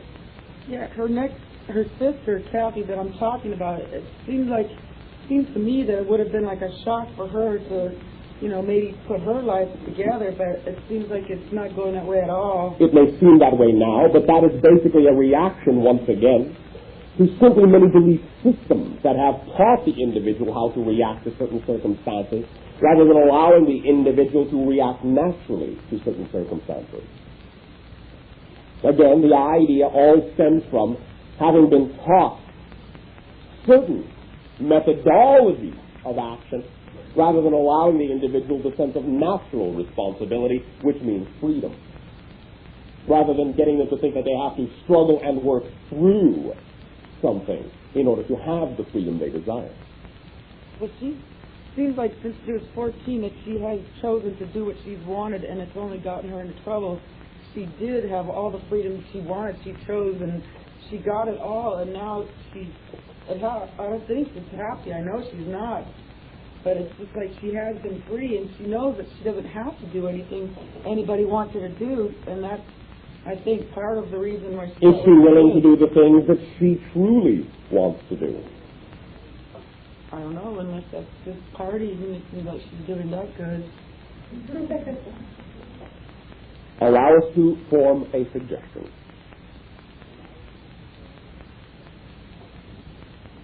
This individual is in the middle of a very highly sensitive psychic development point. This individual, if she thinks of angels, can be in communication with angels. This individual can carry on dialogue. This individual may have already carried on some and not been willing to reveal it, or may not have been allowed to recognize it for what it was. We will suggest that a suggestion can be made delicately to this individual, to this Kathy, that she can sit down, calm herself, use integrity, and speak in her mind, in her heart, in her soul, to angels, and sit and listen. Just listen for a while. And if she is willing to listen for a while, she will begin to know that there are still agreements, still extensions of the agreement that can be carried out by Kathy for angels.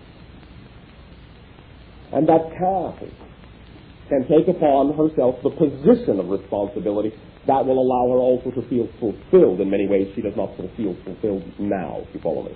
Yes. We would suggest that as a starting point.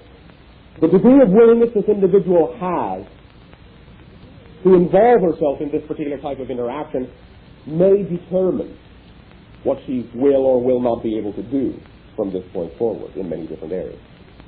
I understand. Also,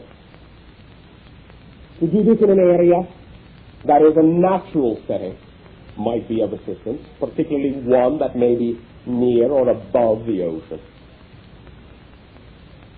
Follow me? Yes. And also, if need be, she can sit and look in a mirror and see in herself that portion of angel that is within her, and that portion of herself that is within angel. These are our suggestions at this time. There are also others who can be at this time of greater assistance, for it is more their place to do so. In this dimension or others? Both. Okay. For now, that is the assistance we can be in setting up the stage. But it is for others to come in and place some of the props. Okay. Fine, too.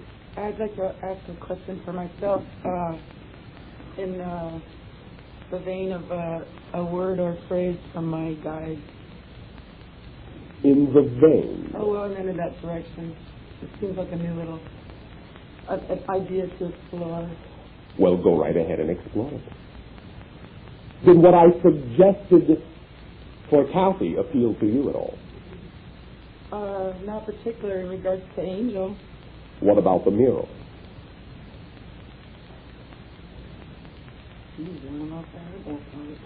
I see.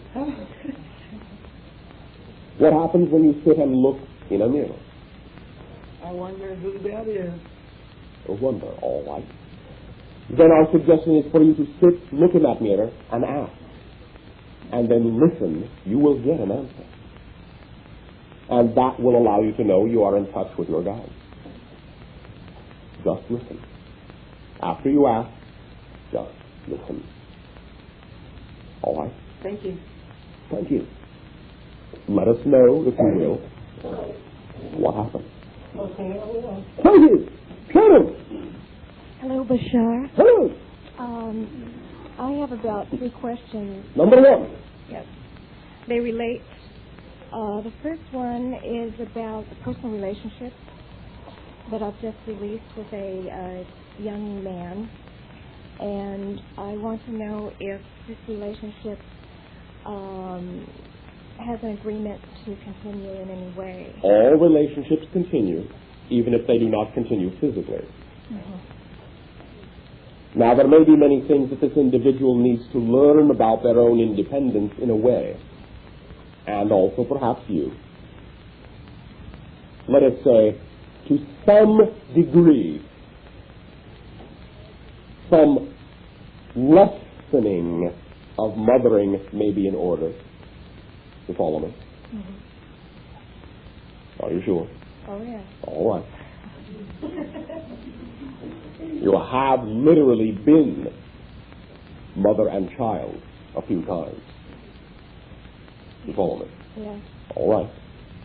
You have opted for this particular interrelationship now because it is time for that individual to learn that he has 2 feet and to stand upon them, and to learn that he does not need the relationship in a mothering way so much.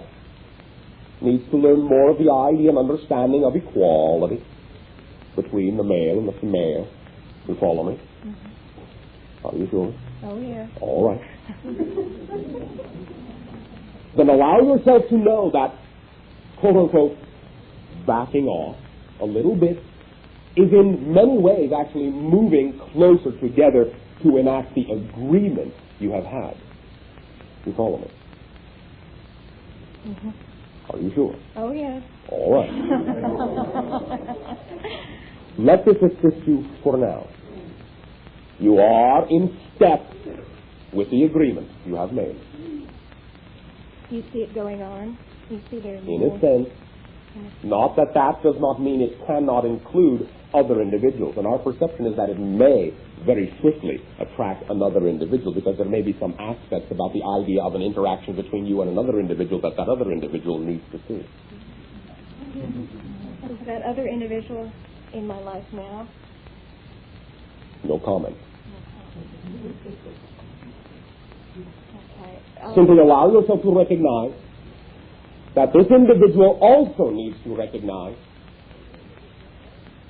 is that other relationships can enhance all relationships and do not have to be an interruption in a relationship. You follow me? Yeah. Now, what we can say is that to some degree, the other individual that at this point we perceive may come into the picture, as you say, has been involved before, and may, to the original individual, represent someone who stood between you before in a very different way, in a more familial way, in a more fatherly way.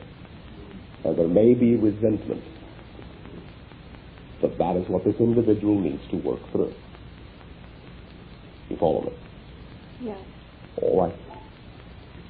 Then simply trust that if you are doing what you know to be true for you, and you are functioning within love and your own integrity, you are not responsible for the reactions and feelings of others in that extent. You follow me? Yes. Are you sure? Yes. All right. Do you wish to continue? Yes. The relationship with this person that I spoke of, who I released this relationship with, this younger person, do you see a career connection with him? At this time, we cannot say. There is a pivotal involvement that will touch on many different ideas, but it is all in the process of being decided right now. And that one we have already discussed, that aspect of the interaction we have already discussed, the emotional level of that interaction is primary to everything else at this time. Mm-hmm. Okay. I'd like to know, I'm at a crossroads in my life right now about my career. How exciting! Yeah. Is there something that excites you above and beyond anything else that you desire to do in life? Yes. Are you doing it? I'm working through it. I'm working on it. In what way? Well, right now I'm deciding about steps to take towards it. Steps? Yeah. I see. How many do you think you will need, perhaps? No idea. No idea. Then why begin to count them? Act upon whatever you can act upon that excites you the most, and it will lead to anything else that excites you the most that you may at this point not be able to act upon as you would like to. But if you do act upon whatever opportunities present themselves that do excite you more than anything else you can act upon, acting upon those situations will attract you to any other situations or circumstances you need to be attracted to give you the capability of acting upon the things that do excite you most in life. So you're saying follow the excitement? Always. Always. Because excitement is what lets you know this situation is the most effortlessly accomplishable situation you could possibly do. That's what excitement is for. Excitement is the sign you always ask for. That's what excitement is. This is the thing that is most synchronously harmonious with the path you chose to be in this life. And excitement is a thread that leads to all other excitement. Whether the surface scenario the excitement comes with seems to be connected to anything else or not is not the point. Mm-hmm. Spontaneity on that level will always be the rule. But the excitement is always the clue that lets you know, here it is, the thing that is the stepping stone on the path you are. You follow me? Mm-hmm. So, at any given moment, act upon whatever scenario or situation presents itself to you effortlessly, automatically, that excites you the most, that you are capable of acting upon. And that will always lead you into whatever circumstances will give you the capability of acting upon anything else that excites you that you may at that given moment not have the capability of acting upon. In other words, go with the flow, right? Yes. Yeah. Do not fight your own ecstasy. Trust 100% that what excites you in life is what will support you in life. Right, right. Thank you. Thank you. I think that completes it. We thank you. Thank you. Sharing. Hi, Bashar. Hi. I have two questions. Number one. Number one is that I want to know what's going to happen to my country. Which is it? Is Persia or Iran? I see. And we are at a very difficult situation. Right. And you are in a very highly volatile transition point, yes. Yeah, and I want my family, they are leaving and they are going to come here. They're leaving everything they have back there. And I want to know the move they're making is the right move or is not. There is no right and wrong. If they so desire, if they feel that it's in their best interest, then for them it is correct. That's the way they feel right now. Then it is correct. But what's going to happen with this madman who killed so many of our people? Understand that this individual is only acting as a collective reflection for the belief systems, the combined belief systems of negativity in that particular civilization and in your whole civilization at this time, as other individuals will do. These individuals simply do not know that they are strong enough not to have to reflect that degree of negativity. They, in a sense, have never learned the idea of unconditional love being the ultimate power in creation. And they seek only to dominate and domineer as the only way they can understand their relationship to creation.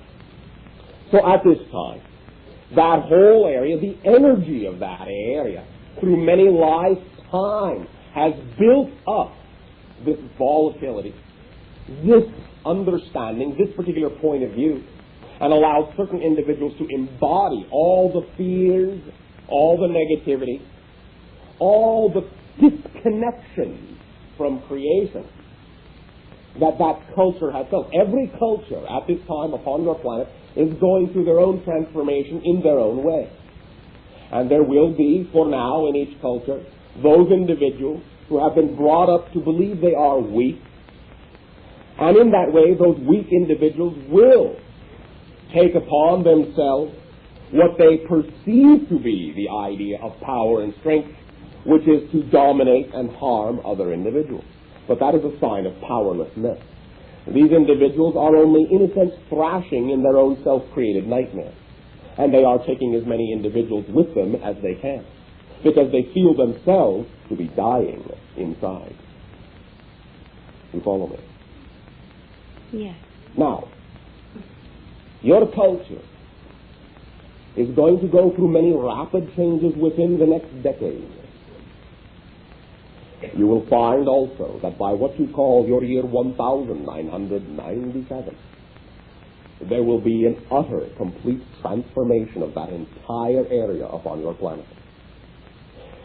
There will be a spark, and the spark will be ignited. And that spark that is ignited will touch off what you might call an emotional chain reaction in the people in that area, over a wide expanse. And from what you call your year 1997, through what you call your year 2000, and with ramifications proceeding to 2011, that entire area will undergo a change as it has never known in what you call your recent history. And that spark will be the recognition that the barriers and the definitions and the creeds that have kept everyone separate, that is what you are actually fighting against. Not truly an individual. That individual has only taken upon themselves to represent all of the symbols that keep your people separate. All of the ideas, all of the beliefs, all of the creeds, all of the old ways, all of the habits, the rituals,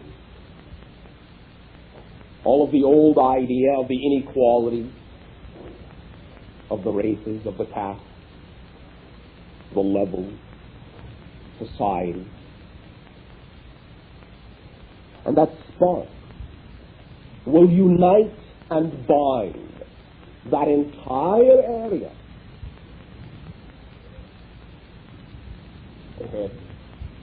There may be still much escalation of violence. Many ideas may be torn down physiologically. But yet, out of that, it is still a way, violent though it is, though it does not have to be, it is still a way to make room for a new understanding. One way or another, that society must free itself of the shackles it has wrapped around itself. And even in a sense, if it must break down its entire social structure to do so, it will. Again, not that it has to.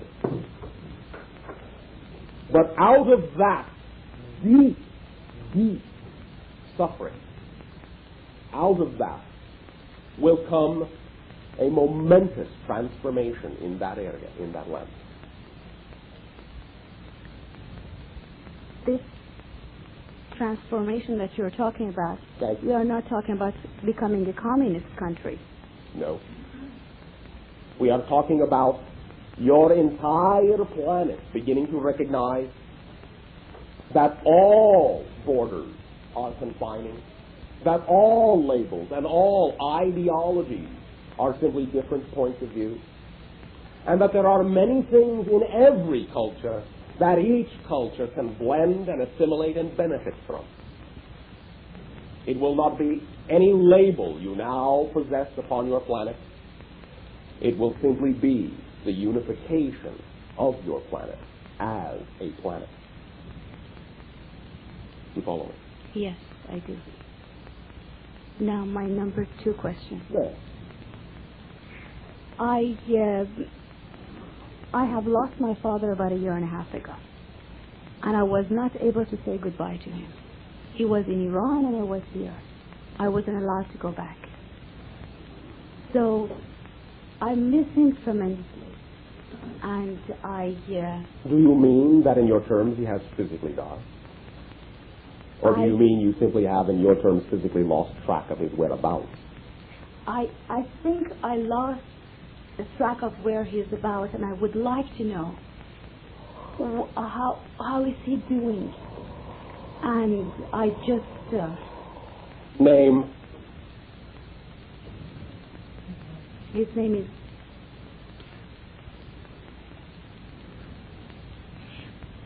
Excuse me. He's all right. Your releasing at this time will center you with his energy. Okay, his name is Masood. Do you need his last name too? Whole vibration. Okay? Qazi Murad. Age in your terms. 68.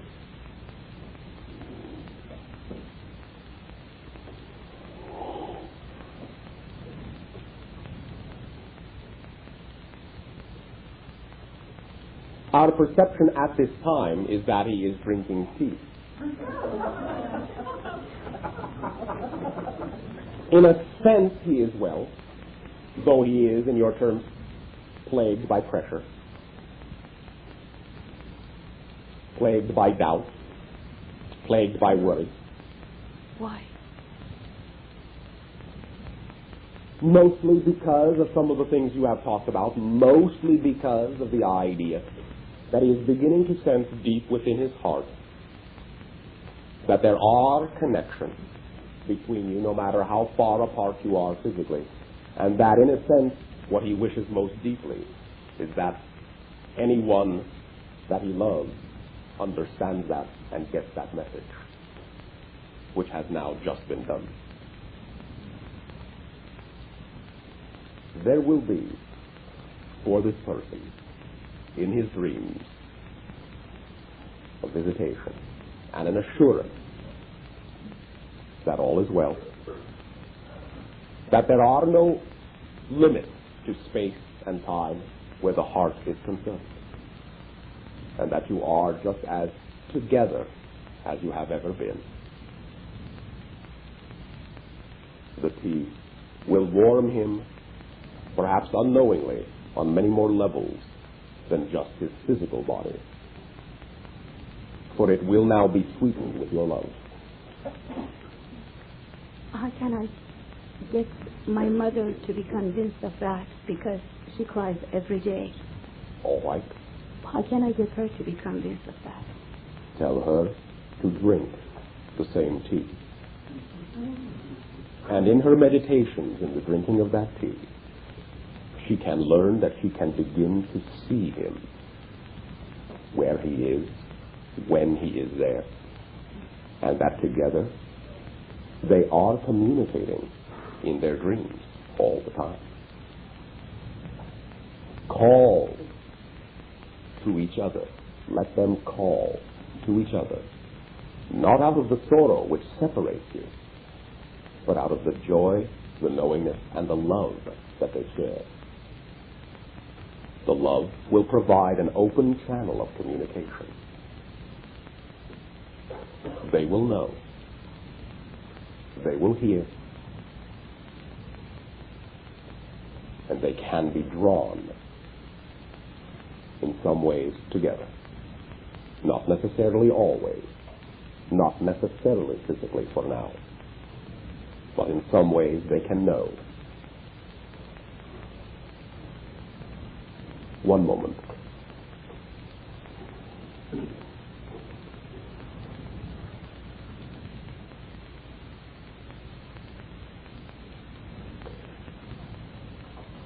a symbol that may work well will be a bright, painted, blue-violet character M. Focus on that energy. It represents an ancient connection,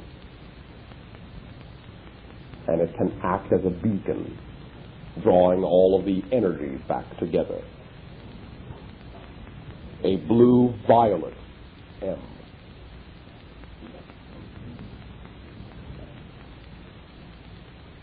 Pay attention to your dreams tonight.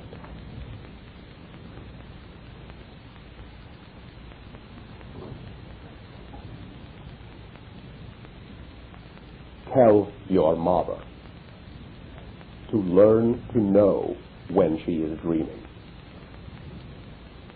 so that in the dream she may then go and visit and learn what she needs to learn of his whereabouts. All right? Okay.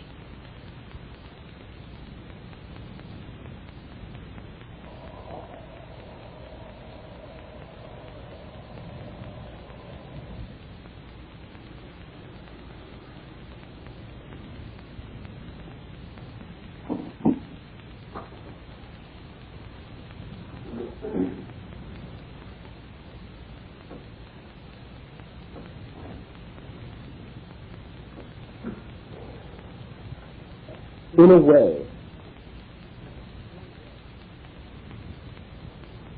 this may be, in your terms, crudely phrased in your language as a translation.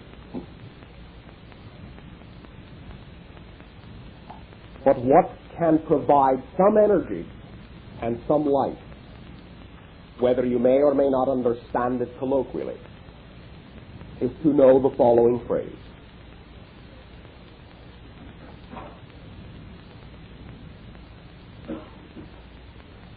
The blade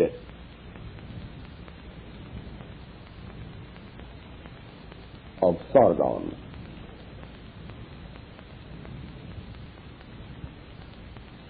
now reflects the light.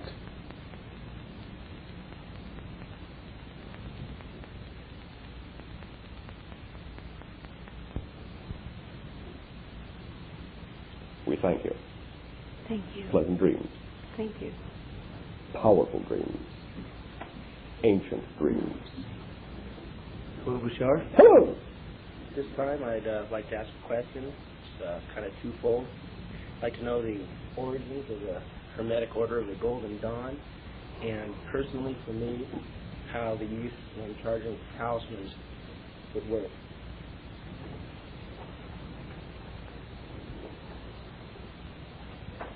What you may call the Golden Dawn, to some degree,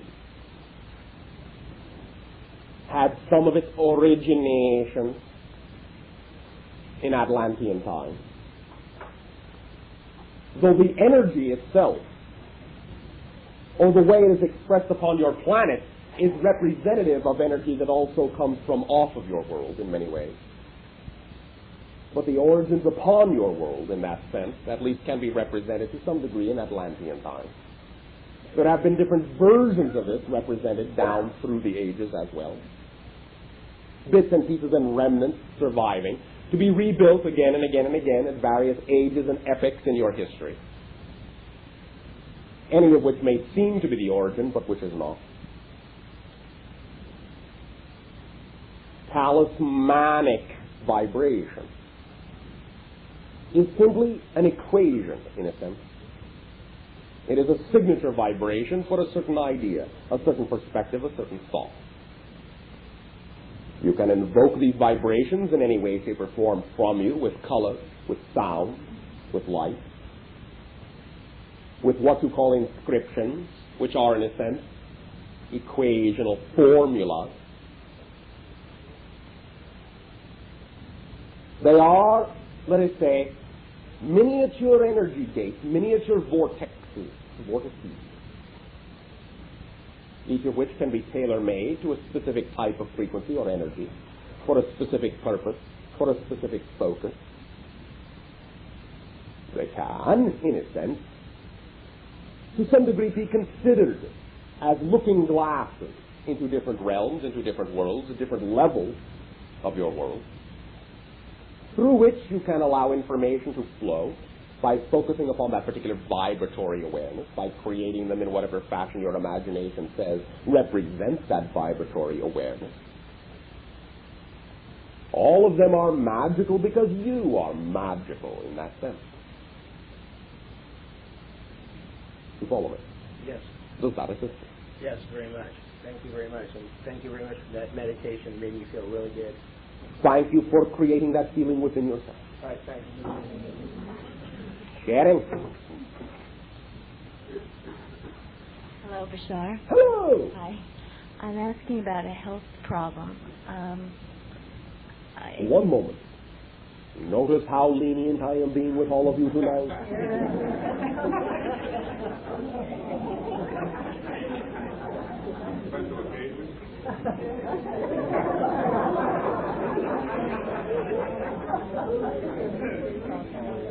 Letting you flip the switch this time yourselves.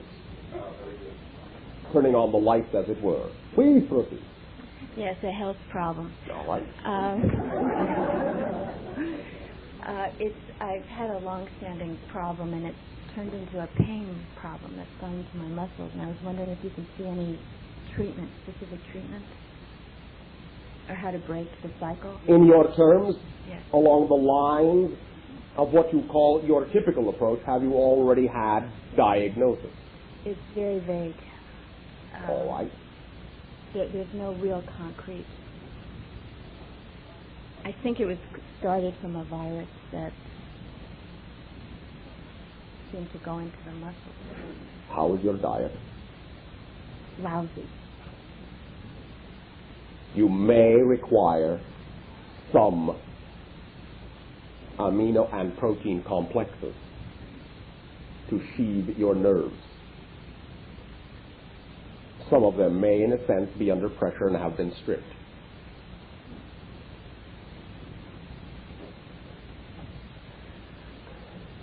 Some of this can be alleviated sometimes through balancing of certain crystalline forms, sometimes what you call fluorite, sometimes quartz in that way. In the natural state you understand it as clear, or the blue-violet fluorite. Also, what you may call some deep tissue massage or pressure point massage may balance some of this idea out.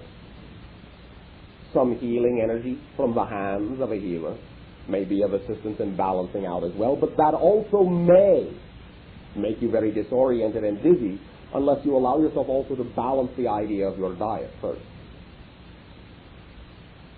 Now, in what way, in your turn, would you prefer to eat?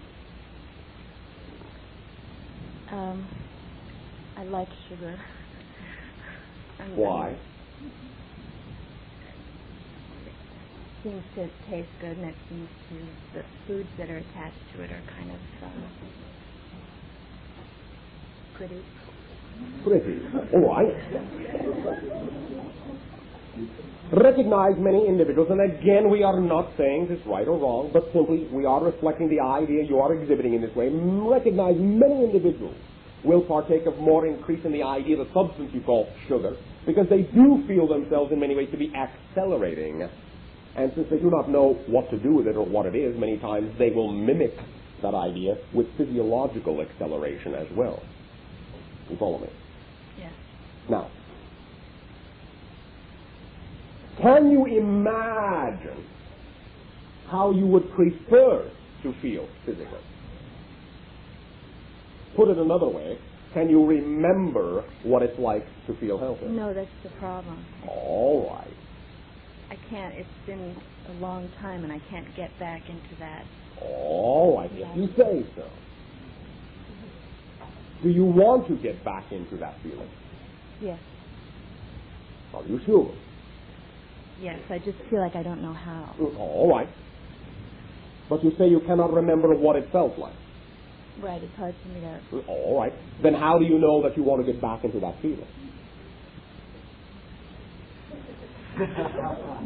If you don't know what it's like, how do you know that's the feeling you want? I would just prefer to be out of this feeling. I know that. And into what other feeling?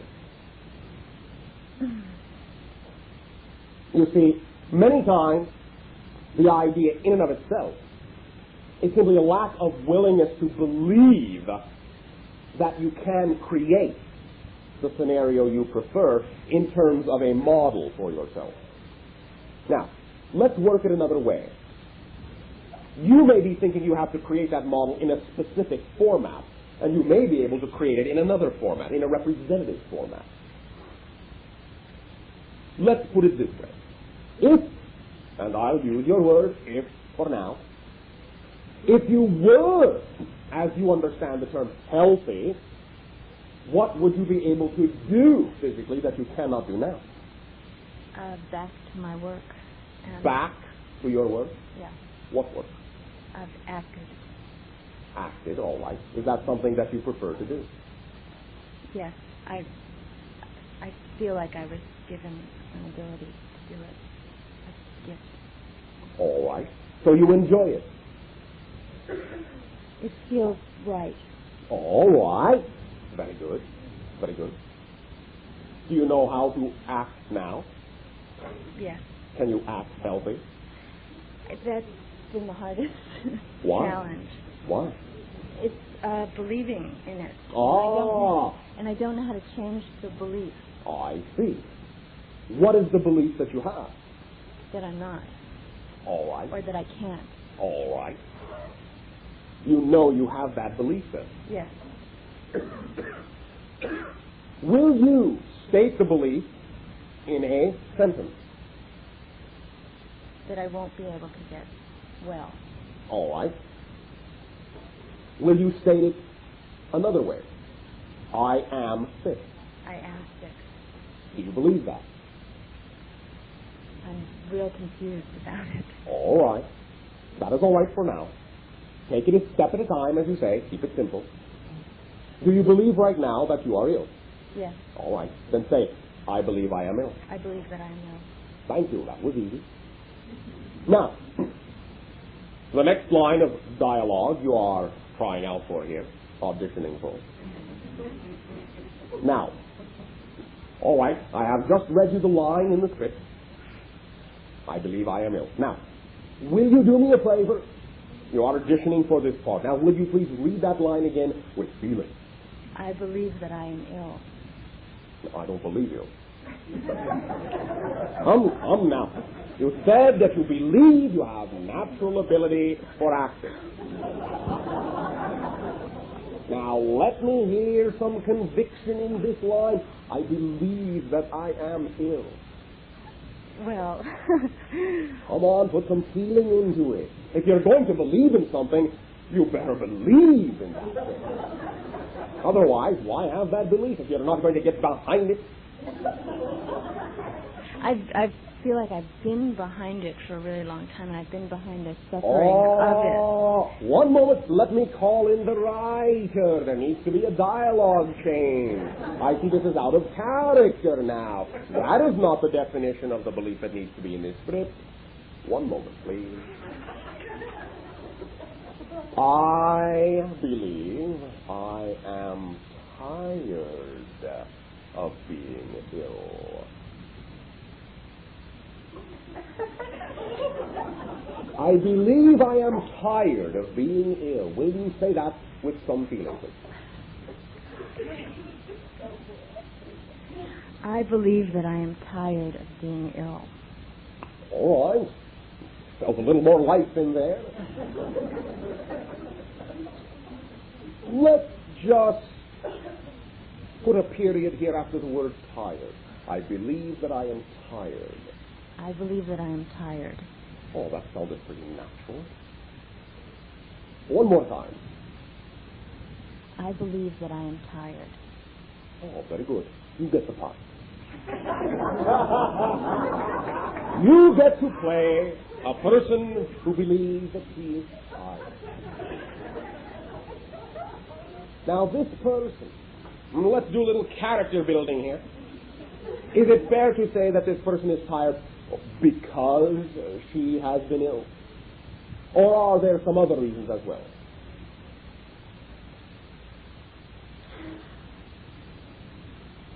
I came up recently with the idea. I've been working with the pain problem, and it's very hard for me not to believe otherwise when I'm in actual physical pain. Oh. So that's the problem. I feel Method like acting.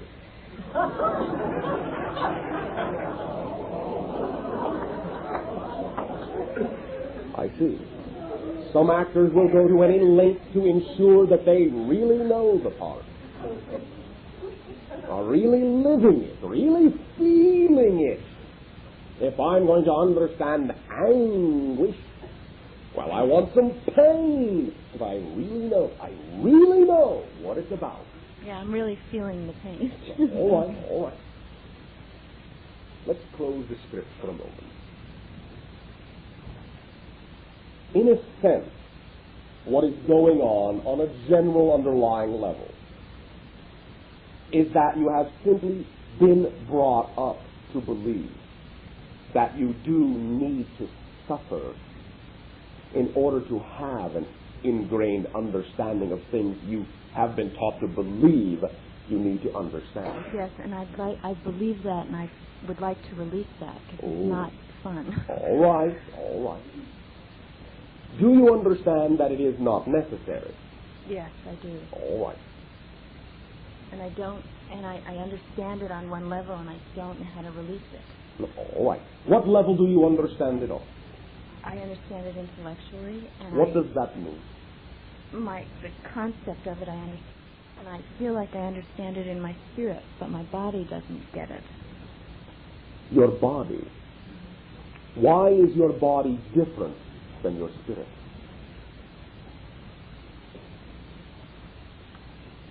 It's kind of feeling like a dead weight. The idea may feel that way. But that is not the way in which I actually ask the question. Why do you equate the idea that a body is not a spirit?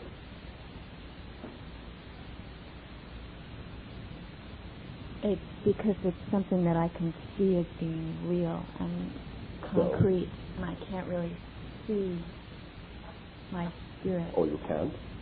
No. Yes, you can. Anytime you look in a mirror, you are seeing your spirit.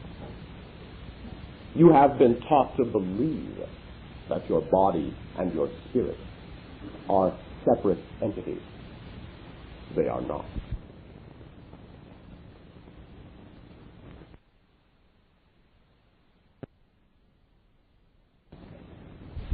From a particular point of view. That is all. Your body is made of energy, is it not? Yes. Matter is energy, is it not? Yes. Well, if you were to tell me, well, I can see matter, but I can't see energy, would that not be contradictory? Correct. So to say you can see your body, but you cannot see spirit, is also just as contradictory. Yes.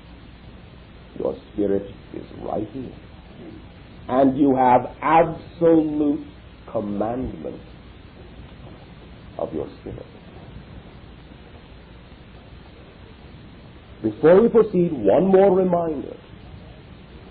You have also been taught to believe that your consciousness exists within your body.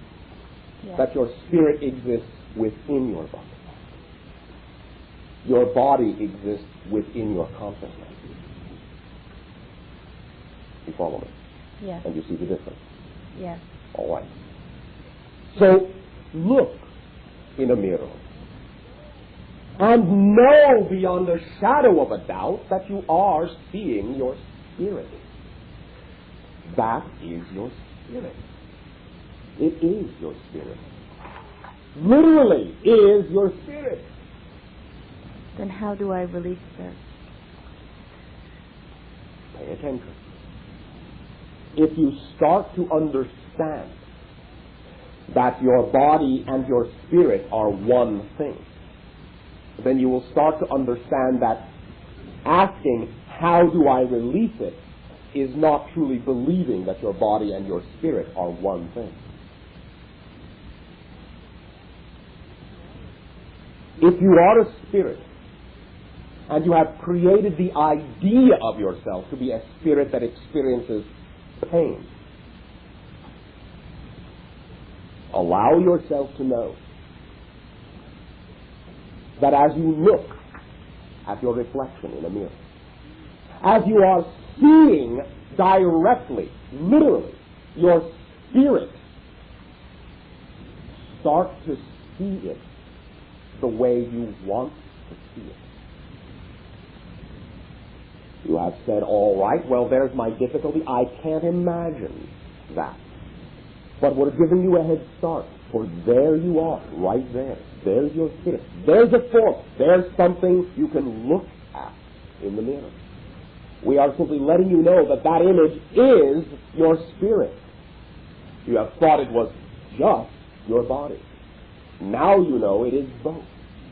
So now that you have something to look at, now that you have something to start with, look at the way it is. If the eyes look tired, then you have a reference point. Start to see the eye as being refreshed. See your carriage change. See the color of you flush. See the vitality come back in. Imagine it by using the image in the mirror. Then you have a head start on your visualization capability. We are not asking you then to imagine, as you say, from scratch, out of the blue. Mm-hmm.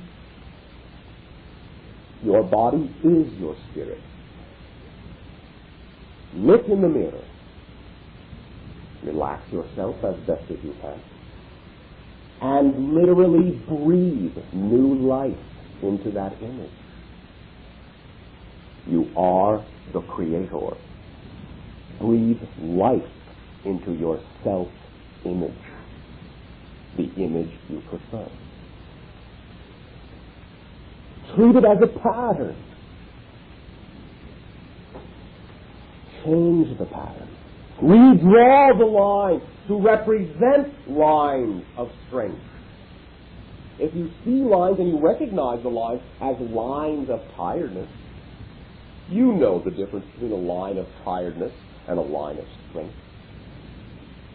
You know the difference, and you know the difference, even intellectually. That's all you need, because now you have a model. So your intellectual capacity is all you need, because you know the difference intellectually between when someone looks tired and looks refreshed. So use your artistic ability and redraw the image in the mirror, mentally, visually. And start to breathe as that image.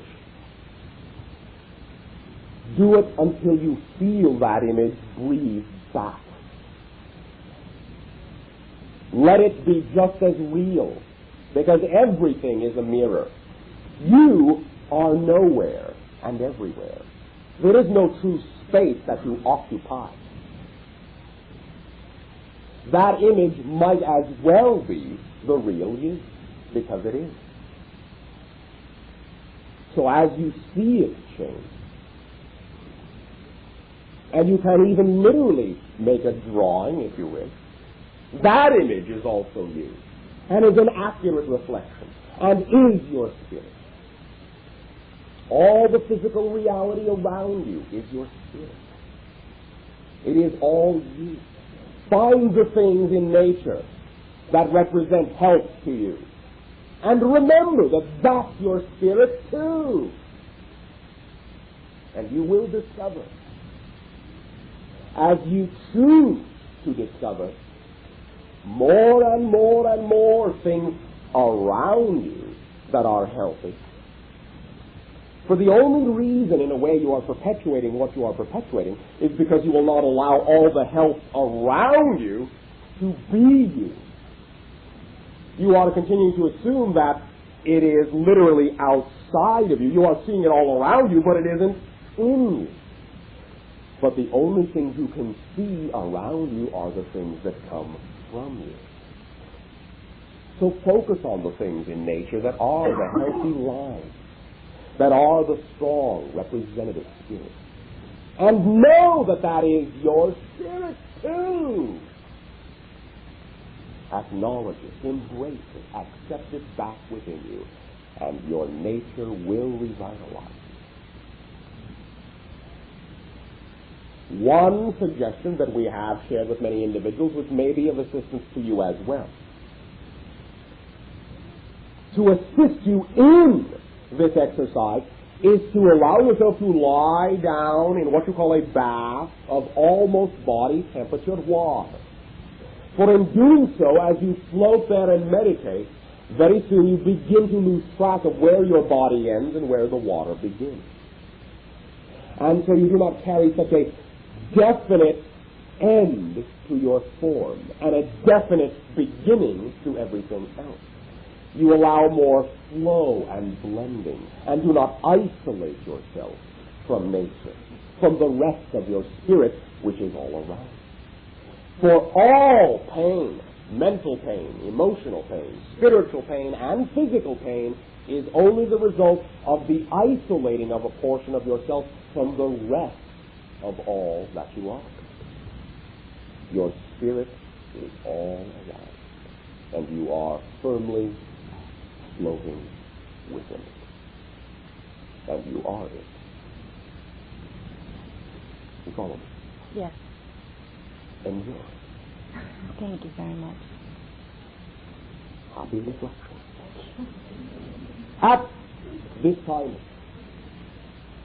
allow us to extend once again to each and every one of you our unconditional love and our joy at your willingness to take your hand, to reach out and to place your finger firmly with commandment upon the light switch of your life and turn it on.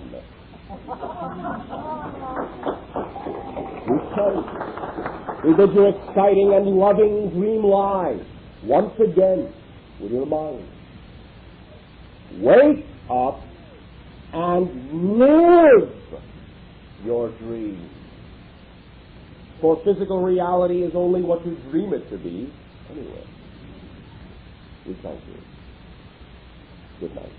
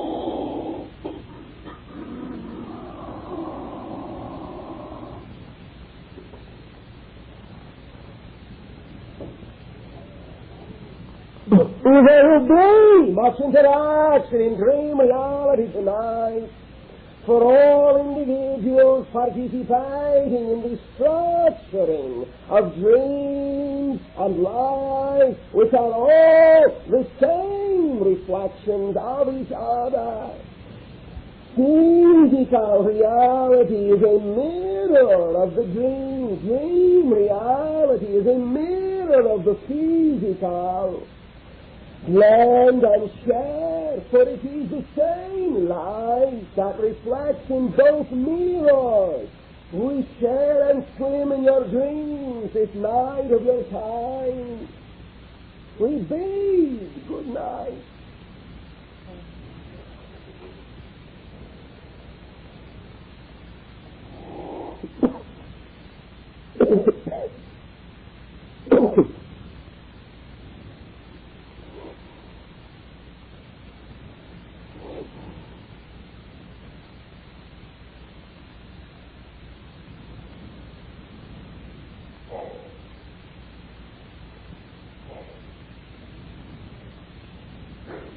Go. Great.